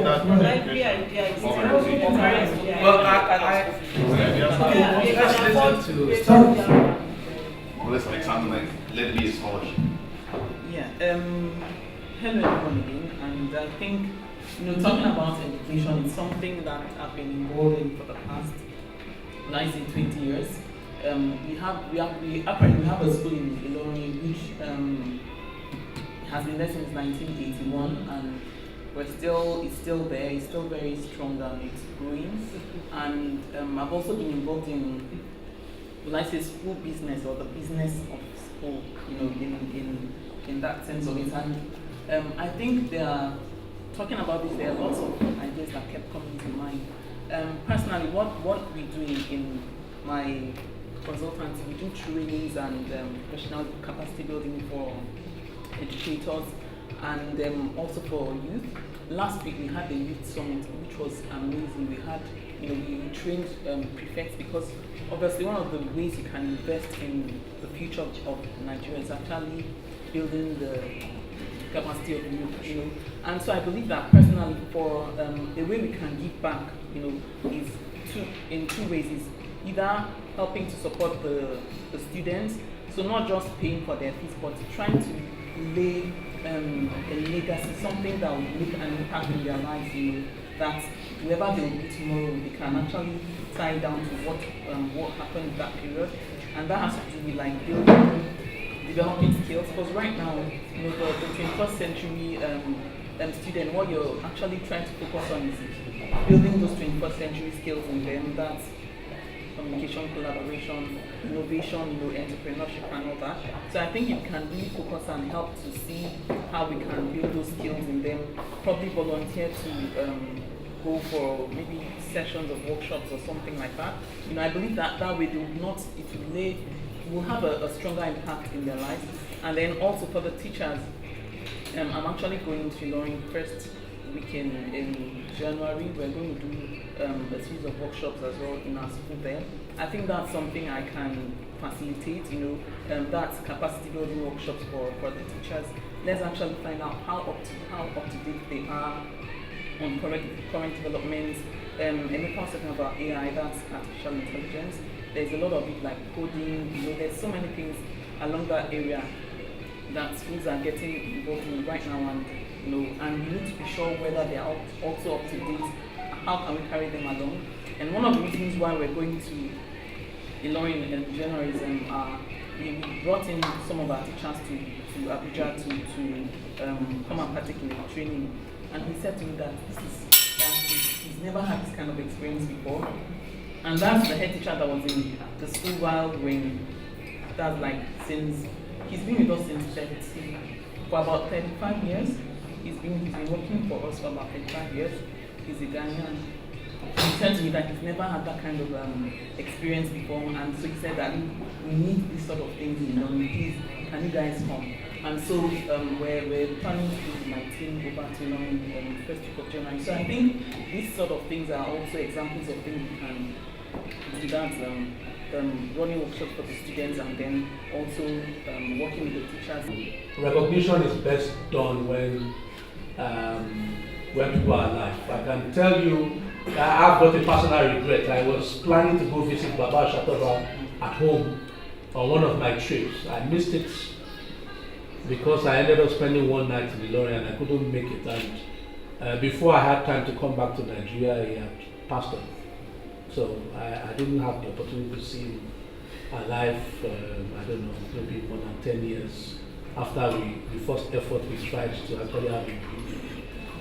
So the floor is open, and I think we will discuss some of I will specifically call on Banji, if he doesn't mind, to give some comments about stuff going on in Ilorin, because you are there, we are all far removed. But are there any comments sort of to feed into how, for example, when should we hold the next reunion? I mean, should it be an annual event? Should it be a biannual event? Should we, I mean, we can vote later about locations, but the question is, was this sufficiently a good, positive experience that we should have it again? Can people muttering yes give a show of hands and tell me, should we have this again? Okay, Samuel doesn't want to be called, Abujo doesn't want to be called. Come with. We're already 45, we don't have much years on earth. Okay, I'm doing 50. Okay, so no, just to indicate that we should do this again. So this seems to be unanimous. Okay, so Abuja. No, we'll talk about that. So before we move on to the next thing, can I just suggest, Banji, can you just say something about the jobs around USS, Ilorin, and sort of yes, process. Do we have anybody putting notes down? Taking notes. Yeah. Nobody is taking notes. It's very important. Am I the designated secretary? We should be between Stella and Italy. Stella, you know what? Okay, so thank you very much, Tosi, and as one of our sort of banker / everything. Yeah, thank you. Take notes, please. No, Sandy. I said take notes. Tosi, take notes. Tosi, take notes. So you want to take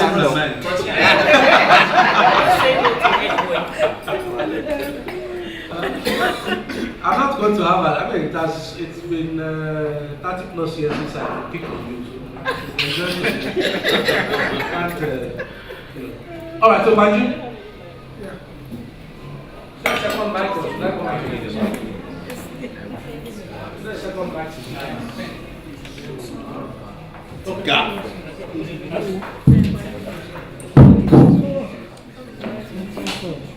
Well, thank you.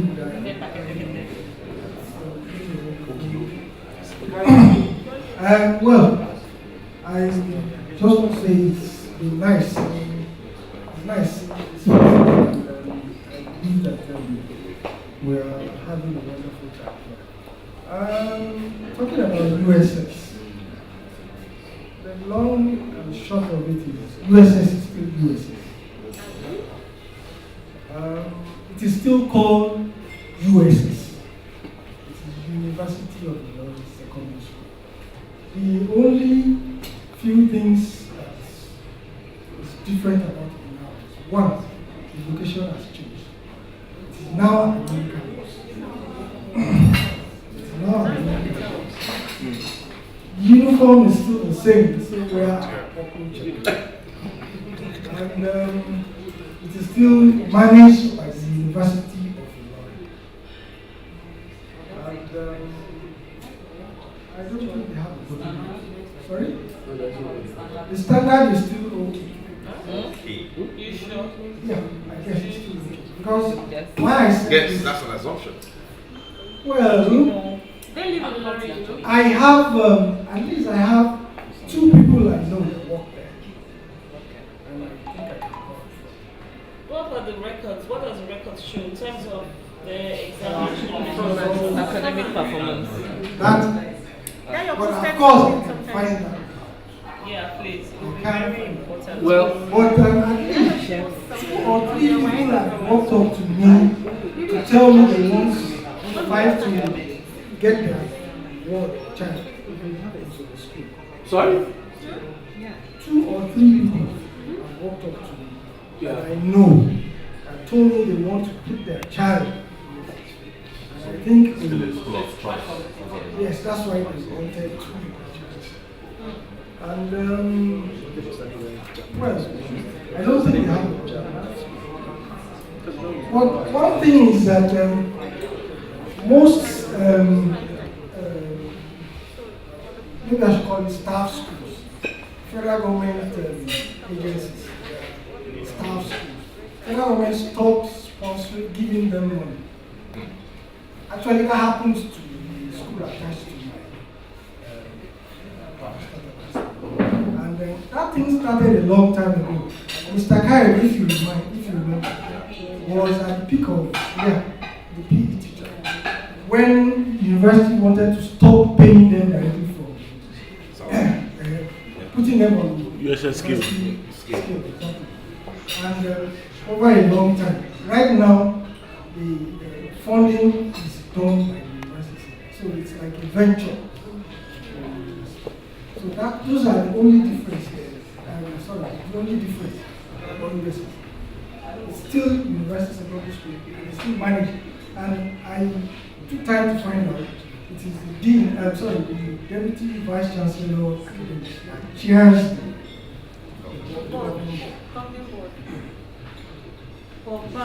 Yes. You know that management by the university is a new thing. When we were in school, the PTA owned the school. I don't think that is totally correct. The university still had representation. Yes, they had representatives. So the way it worked back then was this. They had a governing. The university was part of the governing council. Yes, yeah, they had representatives from the governing council on the USS board. And I remember that the PTA laid more emphasis on the fact that they wanted to have that autonomy from the university. If I recollect, Professor Nokumaya was on the board, the PTA board. I think he was the chairman of the PTA board. And they were the ones who actually, ran the school back then. Yeah. So there was some sort of autonomy from the university. From the university at a point. Yes. So I recollect that, if I can recollect very well, there was a time when they had the issues where Mr. Kayode, Mr. Obi, Lale, and all the other teachers had issues with the university authorities, and I think they were laid off or something of that sort. And then the university, or something. yes, salaries, and then the university decided to take over the school. And from that point onwards, what I learned, I don't know about now, was that the standard dropped immediately. Yeah. And that's because the only reason the issue school could have been moved. Yes, so because that was the exactly physical structures were put there by the PTA. by the PTA. But then, so why did he take over this job? Okay, sorry, can I just jump in a bit before we go off? I mean, it's important because we are trying to catch up, but the question is, how is our connection to the school or plans to give back or engage going to be affected by however the school is managed? No, I don't think it shouldn't. It shouldn't be, but at the same time, we need to do it in such a way that it's not affected by whoever decides to run the school in future. Absolutely. So, I mean, I don't want to get into, a lot has actually happened in the school. People were fired. I woke up one day, found it not in its usual location. Or one time I drove up to PS with my kids in tow, feeling irie, only to come back thinking, why did I bring these kids to this school? Because I was like, why is the school so dirty? Why is the school so this? Why are the furniture so, why are they all broken? Why are they, I was just thinking, oh, come on. Anyway, but the truth of the matter is, as part of the general problem we have in the country, everything has changed. And, of course there will be people who still go to the school, but the point is, our classmates or our contemporaries in Ilorin, I know, do not send their children to USS. Now, that is right, but it really doesn't matter because at this point, almost all the schools we knew back then, even the guys here who used to post about that school, the only school that had a swimming pool, it's all gone. It's all gone. So those that are folded. So, but the issue is engaging with the school is something that we should do as a sort of social responsibility. As even if things have changed, I'm more interested in trying to motivate the next generation. Because even if the school goes back to the way it becomes like the school my father went to in the village, the point is, the school still did something, and all our parents still go back to those schools to go and try and sort of make things better for the next generation, which I think should be the focus of the discussion. Obviously, Nigeria things can be difficult, managing money and all that, but we can find ways to do stuff with children in the school, to show example or an alternate universe that has nothing to do with us necessarily falling into school politics. Shola? Sorry. Yeah, I don't know what's happening in the school, but I have a question. Yes. When we were there, or when we were trying to get in, the school was open to everybody that could pass the entrance exam. Yeah. Is that still the philosophy of the school? Is the school is it open to any Nigerian? We even had non-Nigerians. And for me, that's Michael Crossing whiskey from Poland. Well, as far as I know, and I don't know, because as far as I know, the school still takes everybody. In fact, what the school may have, tried to address, I don't know if that also informed the movement. Is, as you might know, and it's not just for USS, even for staff school, there are sections of society that complained that the schools were elitist. Oh, really? But they were elitists. Yes, there were sections of society. In our time, they were elitists. There were sections of society that complained that the school was elitist. They couldn't go. When we were in school, it's true to an extent. It is true to an extent. It is an elitist. So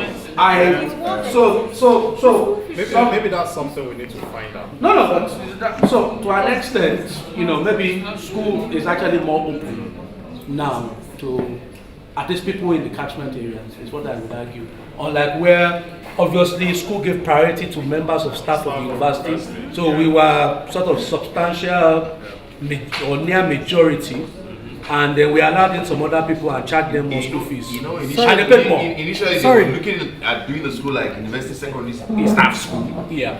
But on second thoughts, because they could not get the numbers which was required, that was when they now decided, you know what, we're going to throw this thing open to the general public and have examinations for people to do. So whoever passes, because I remember that I did exams as well. I did exams. Exactly. So we passed. It's not because we're. But I tried to leave in primary 4, and I didn't cut me.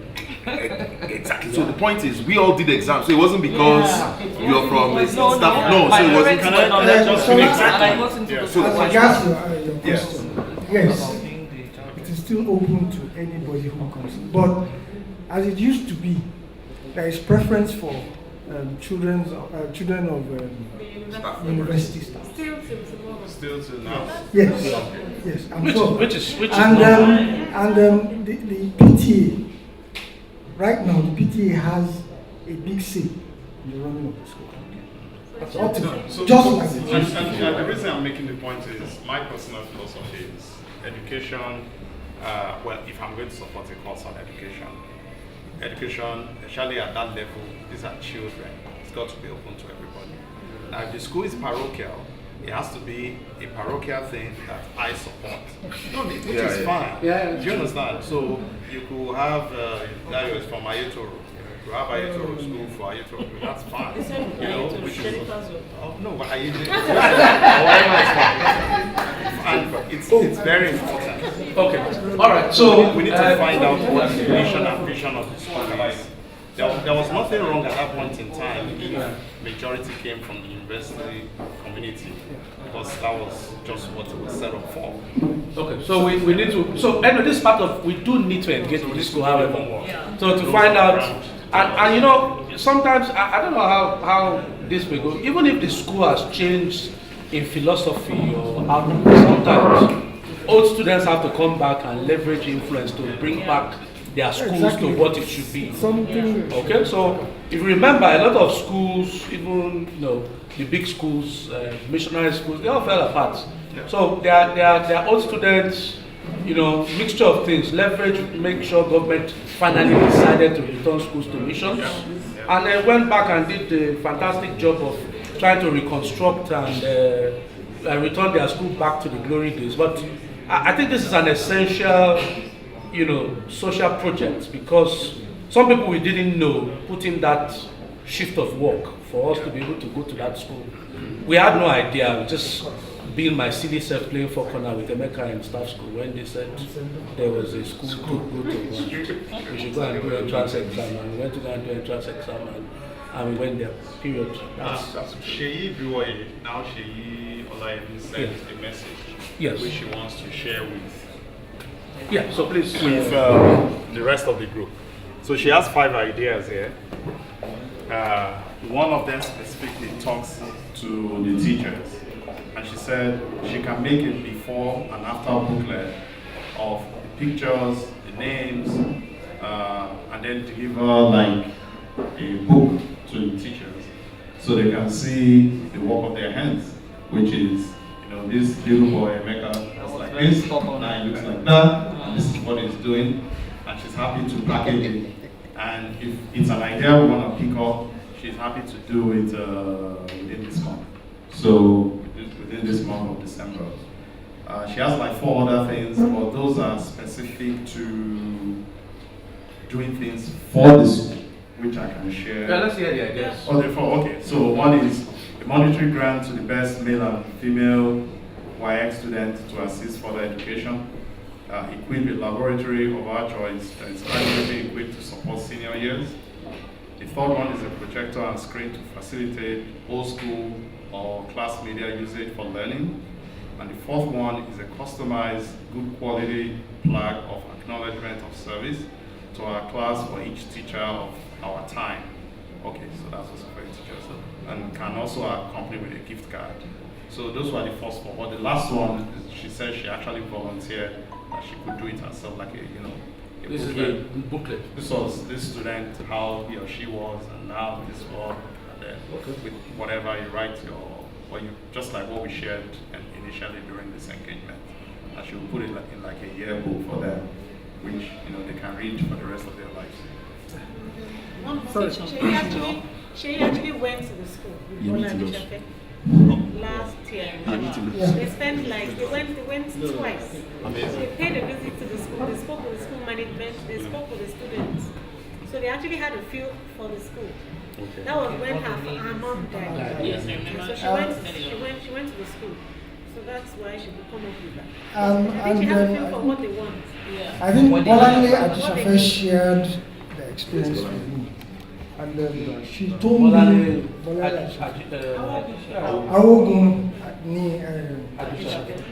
she said they went and asked what they need. I think she said they talked about the need for a library.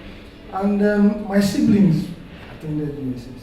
One of them, their reunion, what they did, they went to the school, they found out, they asked for what, and it was that same library. And if I may have this, Abubakar Idris and I discussed, and we came up with some suggestions. If it goes down,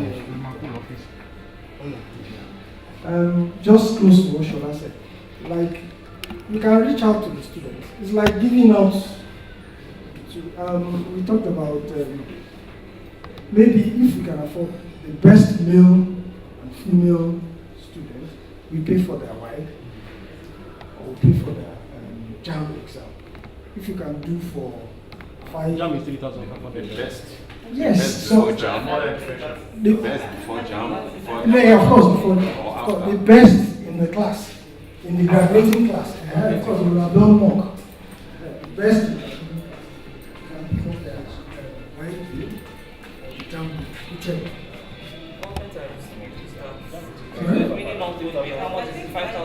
yes, as long as it is. You can also see the life for that.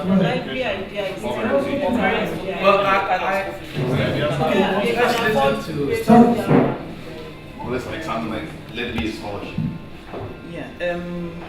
Hello everyone again, and I think talking about education is something that I've been involved in for the past 20 years. We apparently have a school in Unilorin which has been there since 1981, and it's still there. It's still very strong and it's growing. And I've also been involved in, will I say, school business or the business of school, in that sense of it. And I think talking about this, there are lots of ideas that kept coming to mind. Personally, what we do in my consultancy, we do trainings and professional capacity building for educators and also for youth.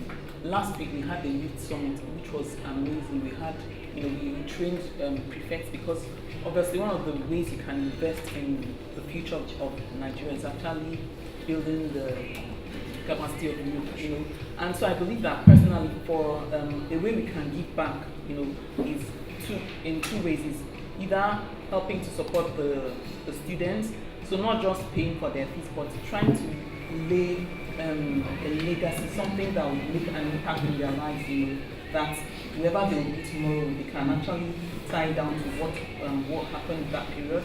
And that has to do with like developing skills, because right now, the 21st century student, what you're actually trying to focus on is building those 21st century skills in them. That's communication, collaboration, innovation, entrepreneurship and all that. So I think it can really focus and help to see how we can build those skills in them, probably volunteer to go for maybe sessions of workshops or something like that. I believe that way it will have a stronger impact in their lives. And then also for the teachers, I'm actually going to Unilorin first weekend in January. We're going to do a series of workshops as well in our school there. I think that's something I can facilitate, that's capacity building workshops for the teachers. Let's actually find out how up to date they are on current developments. Emeka was talking about AI, that's artificial intelligence. There's a lot of it like coding, there's so many things along that area that schools are getting involved in right now, and and we need to be sure whether they are also up to date. How can we carry them along? And one of the reasons why we're going to Unilorin in January is we brought in some of our teachers to Abuja to come and partake in the training, and he said to me that he's never had this kind of experience before, and that's the head teacher that was in the school that's like since. He's been with us for about 35 years. He's been working for us for about 35 years. He's a Ghanaian. He said to me that he's never had that kind of experience before, and so he said that we need this sort of things in Unilorin. Please can you guys come?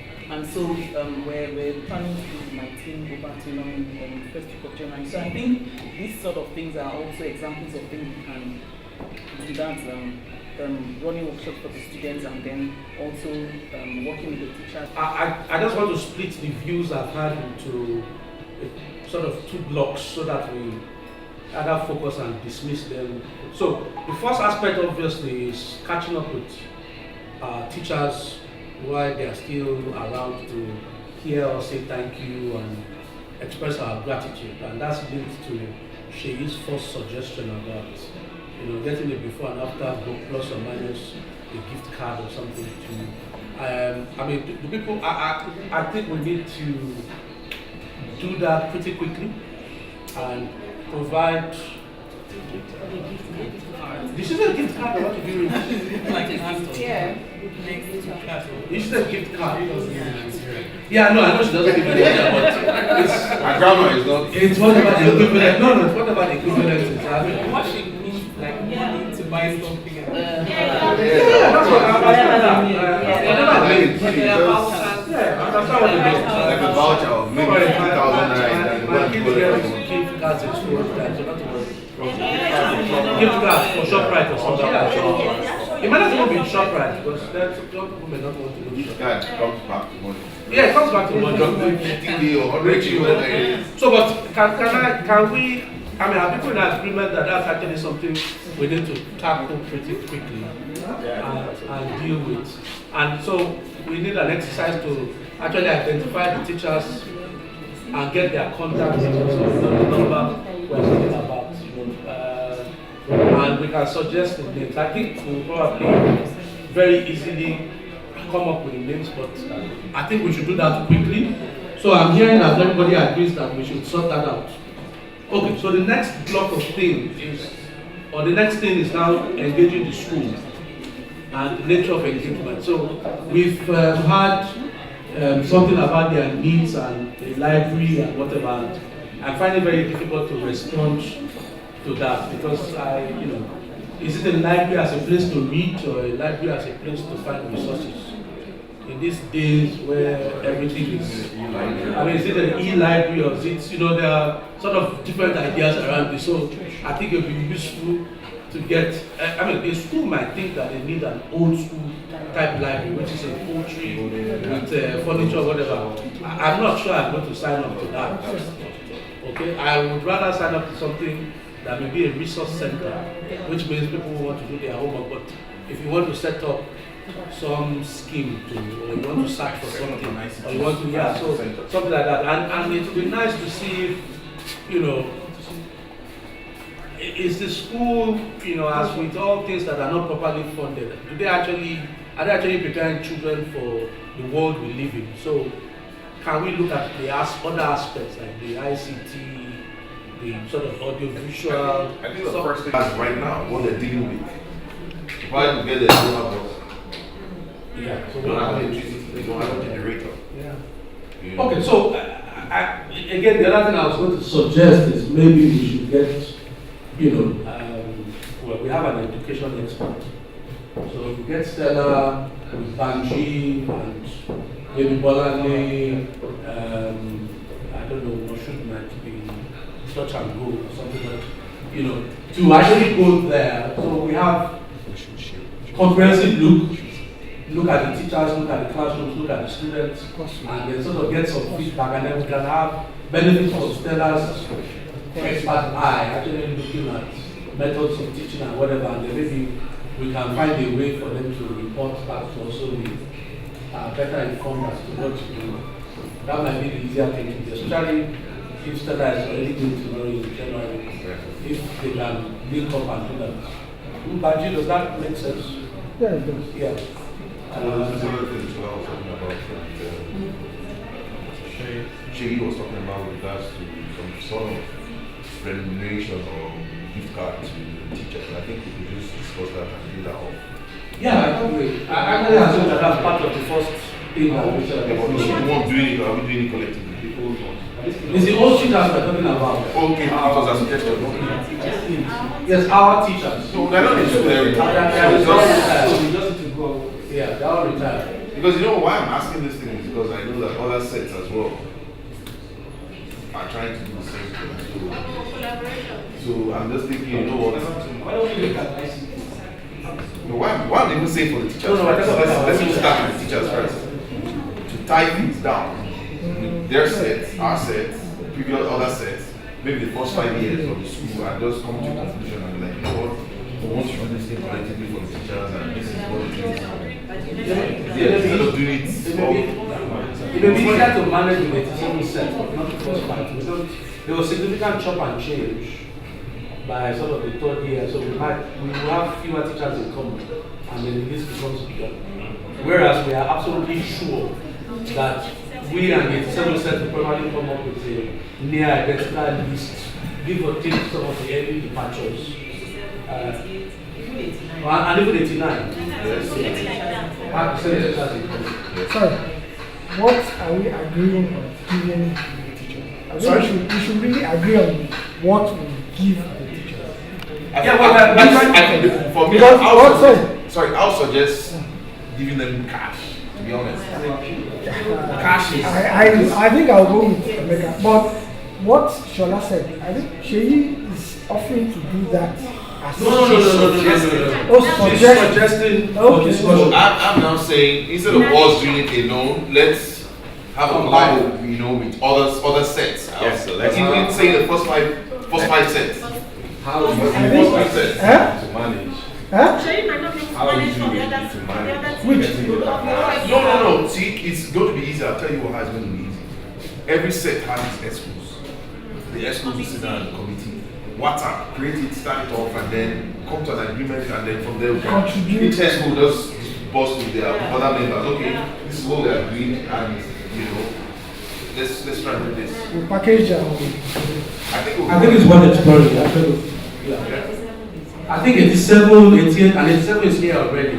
87, 88, 89, probably the three that I know. 88 and 89. I know. So I think these are the three that we know that we can form a coherent without being sort of, I think becoming or will you might have attack on 2 more sets. I've seen it also, I've never thought along these lines before. That was going to be my next question. Language So have you guys had discussions around what to do for teachers? Yeah. I mean, the consensus is cash. Okay. And I think this is timely because if it was only going to be our set, we were going to just say, okay, if we concentrate on 2 teachers this year or this period. So with other sets being involved, the money will go a lot further. So I think the key thing is let's identify the people around where they are, and let's use the ESCO process to coordinate. We haven't agreed on an amount, but I think we agreed that by 89 and this Ajakai set. I think we agreed that we need to do it as soon as possible. Yes, so we agreed that it needs to happen sooner than later. Yeah.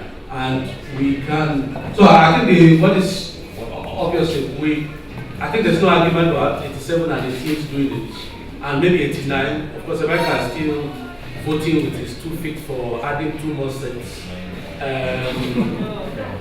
or 1 more set at least. I think the Ajakai was which set? 91. Who is so 87, 88, 89? Who is 90? It's 90, not 91.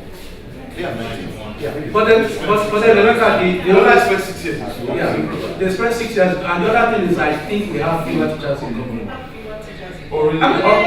Even in our sets. Okay. So even in our sets, for example, I will tell you the classical example is an exposure to, for example, the South different cities. No, you didn't start from primary. So, for example, the South did not teach us in the science class. No. No, I'm not even talking about psychology. So she carried along. She didn't teach us, but she taught the guys in art class. Yeah. And even some of the English. So Mr. Daniel started just for Form 1 married us and so anyway, I was just using that as a point to show that experience is becomes multiplied or increases in geometric proportion with the sets that you had to. So let us try to do 87 to 89 and get the expos talking. Okay, she can still volunteer to do the book as she said. Maybe you'll be restricted to 89, 88 set experience. Just to give a number. That's our original subject. But we can post to her if she. If there's room to add the views of almost another 40 students, I mean, you're not going to have any 40 ultimately. No. Ultimately, we're not still going to be able to get every student pre and post.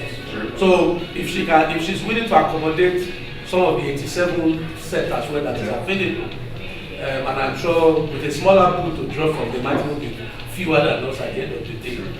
So that may be something to convey back to run by Sheyi Shola, if she's willing to take on a few more comments. Okay, so we will get the excos for 3 sets to discuss this and see if we can come back with a feedback feedback to the respective sets, which I think will include agreeing to the list of teachers we're actually talking about. But I think that will be fairly easy, and then agreeing to the process of remuneration, because that now will cost money. So can we do it at once?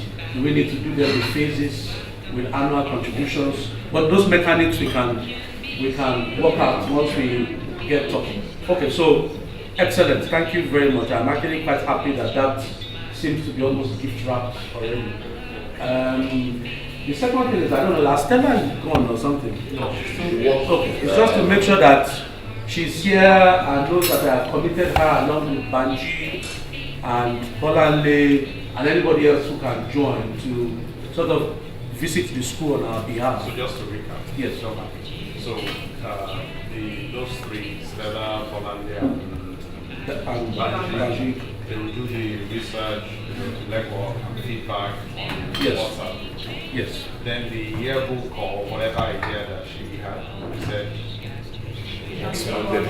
That will she consider taking on board? That we've not decided we will do that, especially the cash sort of cash token, because actually we can't pay these guys enough for we can't monetize what they do. But the gifts that we give to the teacher, we are going to try and do it as a 3-set effort. But that has nothing to do with. It has nothing to do with the board. No, it doesn't have anything to do with it. It's just the bit that she wants to do requires the effort of people to actually send before photos, after photos, and the short write-up of what they've been up to.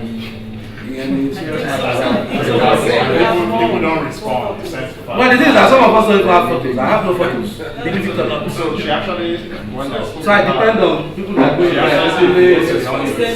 who seems to have all this. I brought my honey base in my bag. Let me see. Can I have a class photo? Can I see? Please, can we see it? Okay, so anyway, I think the important thing to note is that we will for this to happen, please, when the time comes, respond to Sheyi in a timely manner. I mean, some of us have moved. I don't know what I have in boxes. But we will need to respond to Sheyi in a timely manner, and we will have to leave her to draw a line in the sand as to if she doesn't hear from anybody but that she's not going to add any more to that. Okay. So I think yes. On the ESCOs, are we giving them a deadline? Because, for instance, the 87 said they said they're already doing something. So if we are now calling 3 ESCOs to sit down, we should be able to give them a deadline. That's okay.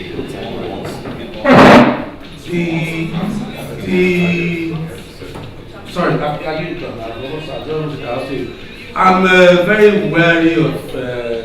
I mean, the Sheikh says they are already thinking about doing something and trying to work out maybe to do, a small number per year, because obviously of the numbers. I mean, there are probably, there are a lot of teachers and not so many people who But you see, when I can give deadline to 88 Sec Sch to do something. I can't do that for 87 and 89 Sec. At the moment, I am trying to propose. I'm proposing to them to enter into marriage. Although, I mean, for the 87 Sec it's easier. I have not. We only have one representative of possibly 89 Sec here. So let's enter marriage first. Then we can talk about when dinner, what kind of dinner should normally be ready. But the idea is that we intend to do it quickly, and hopefully, when the seniors are saying move, because they will create a WhatsApp group. Yes, they will now. We will get some move. If you are creating, we don't want to leave it open-ended. So, Shegun, can I suggest that you give us a timeline that you think is workable?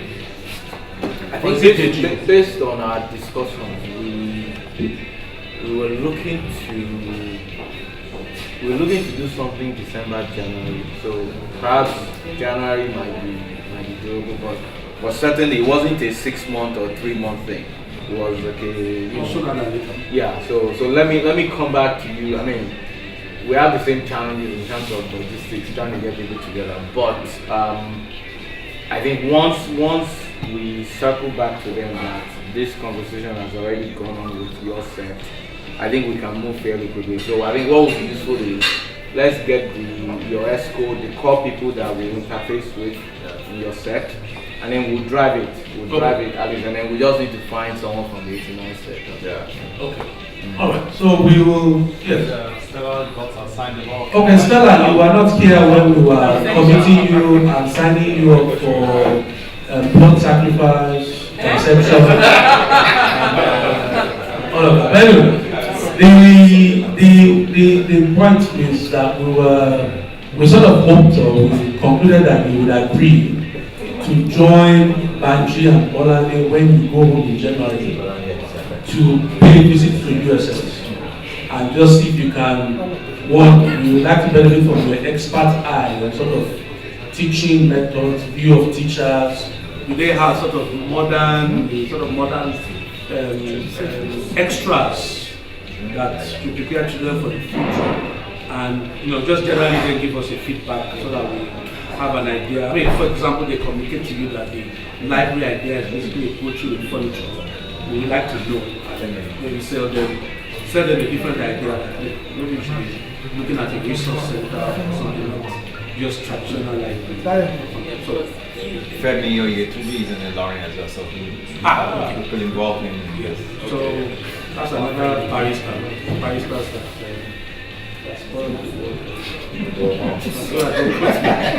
Okay, so yes, please, Banji, if you can help coordinate this him and let him go along with you as well. Okay, I think this is enough business for one night. More than enough. People agree.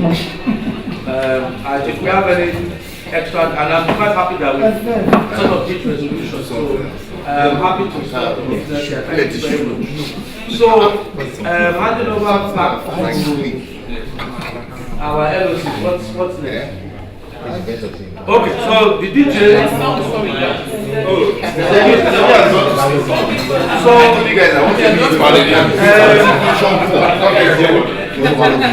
Stella, you can sing it now. What beats do you need? Oh, just you want to back acapella? Yeah. Okay, I used to I auditioned for Pitch Papa. Let's see. Let's see if so much that with you. Okay, so I had to come, right? But I didn't come. Okay, guys, give us a number. Will give us instructions. On his the past 1 week, I've lost uncle, a friend, one of our staff lost two the wife had still birth, so he just lost twins, and then it's just been like and I was thinking what's really going on. But basically the thing I've learned, what this down to is that let's value our relationships when we have them. Let's value the people around us when we have them. No one is tomorrow, so it's really good. So that's why I was like, do what I'll come here, and whatever it is, I'll make the best use of it, and meet people that I've known for years, and just enjoy the relationships we've had. So I just want to say that if there is anything that we should hold on to is relationship we have, and to be honest with you, it's just the grace of God that we're alive today. It's not anyone's making or anyone's doing. And I think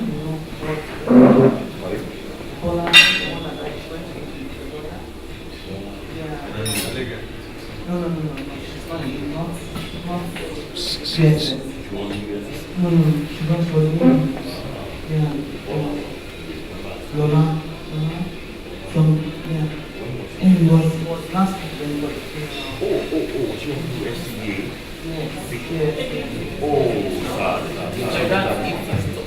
So I'm talking about that. So I just want to say that thank God for being alive, and just appreciate the fact that he has kept us fast.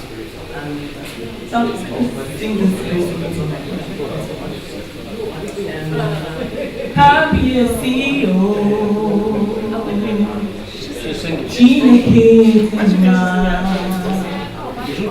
If it had not been for you, we won't be here today.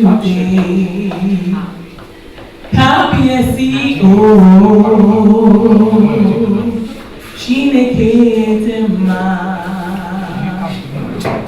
If it had not been for you, we won't be here today. Happy CEO,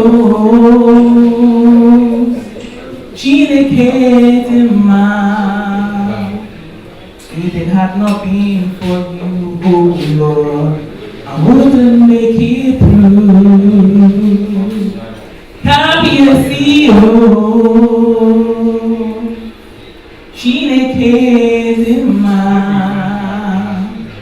If it had not been for you, I wouldn't make it through. If it had not been for you, we wouldn't make it through. Thank you.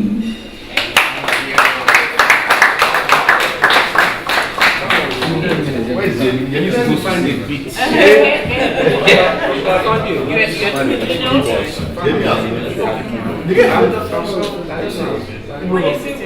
So, yesterday has something to say. I have something to say. In the spirit of God holding me, I need to let some things out. Yes. And this is directed more at, I'm sure Shola is aware of some of the things I want to say. This is directed more at some of my former classmates in the class of themselves. There's somebody I'm looking for in that class. His name is Kuno. Anybody who knows him should tell him. He has me to deal with. Kule was a bully when I was in school, in that class. Kule and what's his name, Kayode, the two of them. Oh my God, they made my life a misery. I was sitting very close to them.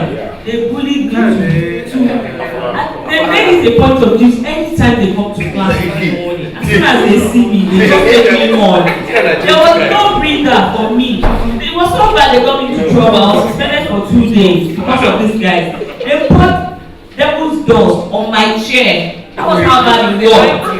They liked me, yeah, but I mean, their way of liking me was crazy. So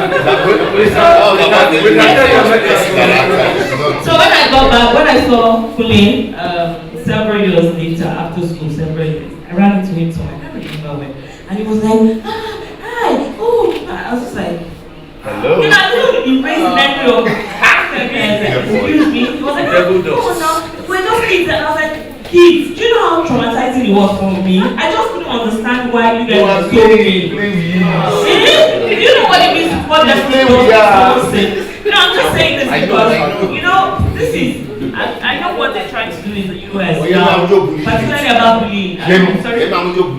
Are you serious? Yeah, see? Now. Honestly, we really need to address this kind of issues. For me, it was so bad that I can still remember. Then I think I happened to me when I was younger. I've forgotten about them, but that was really traumatizing because I just couldn't understand why it was so, why the hate was, I thought they hated me, I just couldn't understand it, you know. I know if I see that today, I will probably talk about it and then talk over it and I'll let it go, but it's something I really wanted to raise. So if you guys know any two of those two, let them know I still have faith for them. That's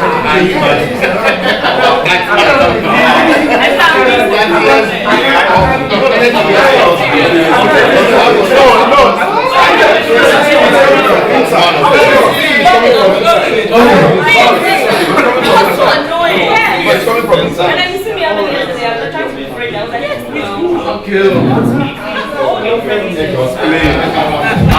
Gentlemen, you have a response on behalf of the Cowdy and I know those two guys. Exactly. And on behalf of those guys and the rest of our class, the boys, I'd like to tell that it's always an apology to you. Apologize to everyone. Our orders raised up better. Yes. But in those days when you had a crush and you didn't know how to express it, sometimes it came out the wrong way. Go and crush the crush. You know why I still see Aderioku as a hero. It took him, I don't know who remember, it took Aderioku to stop it. You know what's stopped them? It was one that stopped them. It was just one single You are one of the few people who consider Aderioku a hero.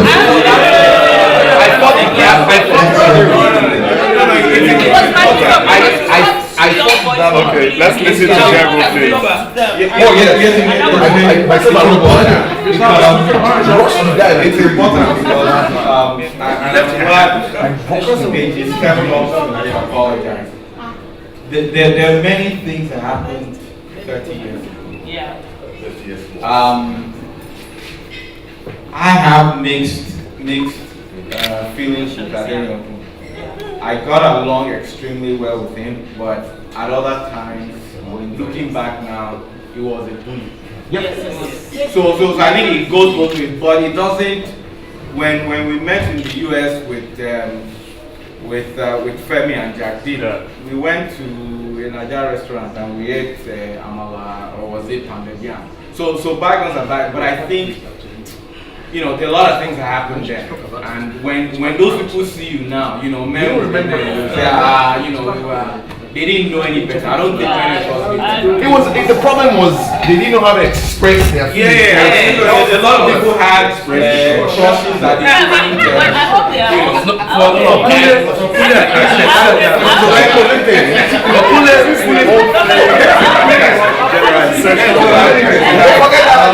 they were broken. That's why I was saying you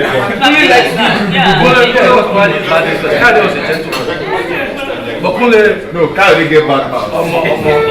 This is our neighborhood boy. We Sabi Kule for neighborhood. So, well, but they're otherwise nice guys. But as I say, they've already just crushed. They crushed the crush. They crushed the crush. That's all. They just crushed the crush. And yesterday, the fact I'm not sure was thinking about it. You don't look anybody's side after. Your 30 years is not a joke. For you now to come around and see your old mates, you know, you mingle together, you have fun, and you know, you're happy, and you channel a better way of, you know, of being of, you know, of one person and the other to each other, you know, to one another. Very interesting people, and that's why I'm happy to be here today to see them. For some people here, were people that were seen like almost every day for like 5 years, and all of a sudden, after exams or after school, we all left our ways. For some people, we still met, but for a lot of people, we didn't get to meet again. So it's really like so exciting. I mean, it's a time to bond. You understand? It's a time to, like, at least to thank God for giving us this opportunity. People have not seen in past 30 years. What they look like now, very different from what we saw back then. Some people that were the frontliners on the assembly row, they are taller than me now. And I wasn't the frontliner in the assembly row then. So I mean, it's exciting. It's a good reunion, and my expectation is that we're going to take this forward from this point and make it more regular so that we can engage with one another.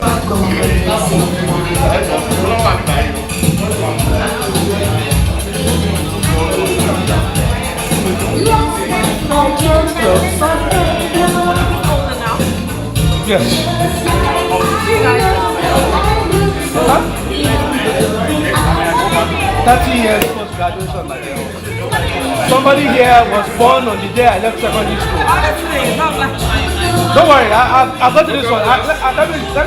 So, a group of Kenyan colleagues asked me up in this lounge or something.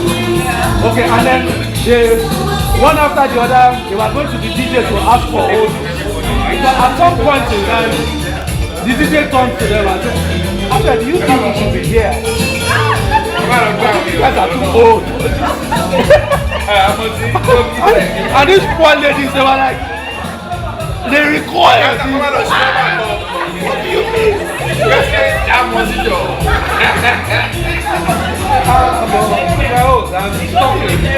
I'm stuck in 89 to 90. I don't listen to anything else.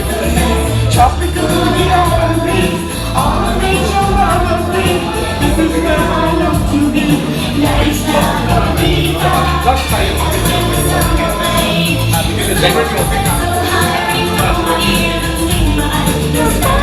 Here's a toast to relationships. To health. Yes. Actually, there's a rule to toasting. You're supposed to look in the eye.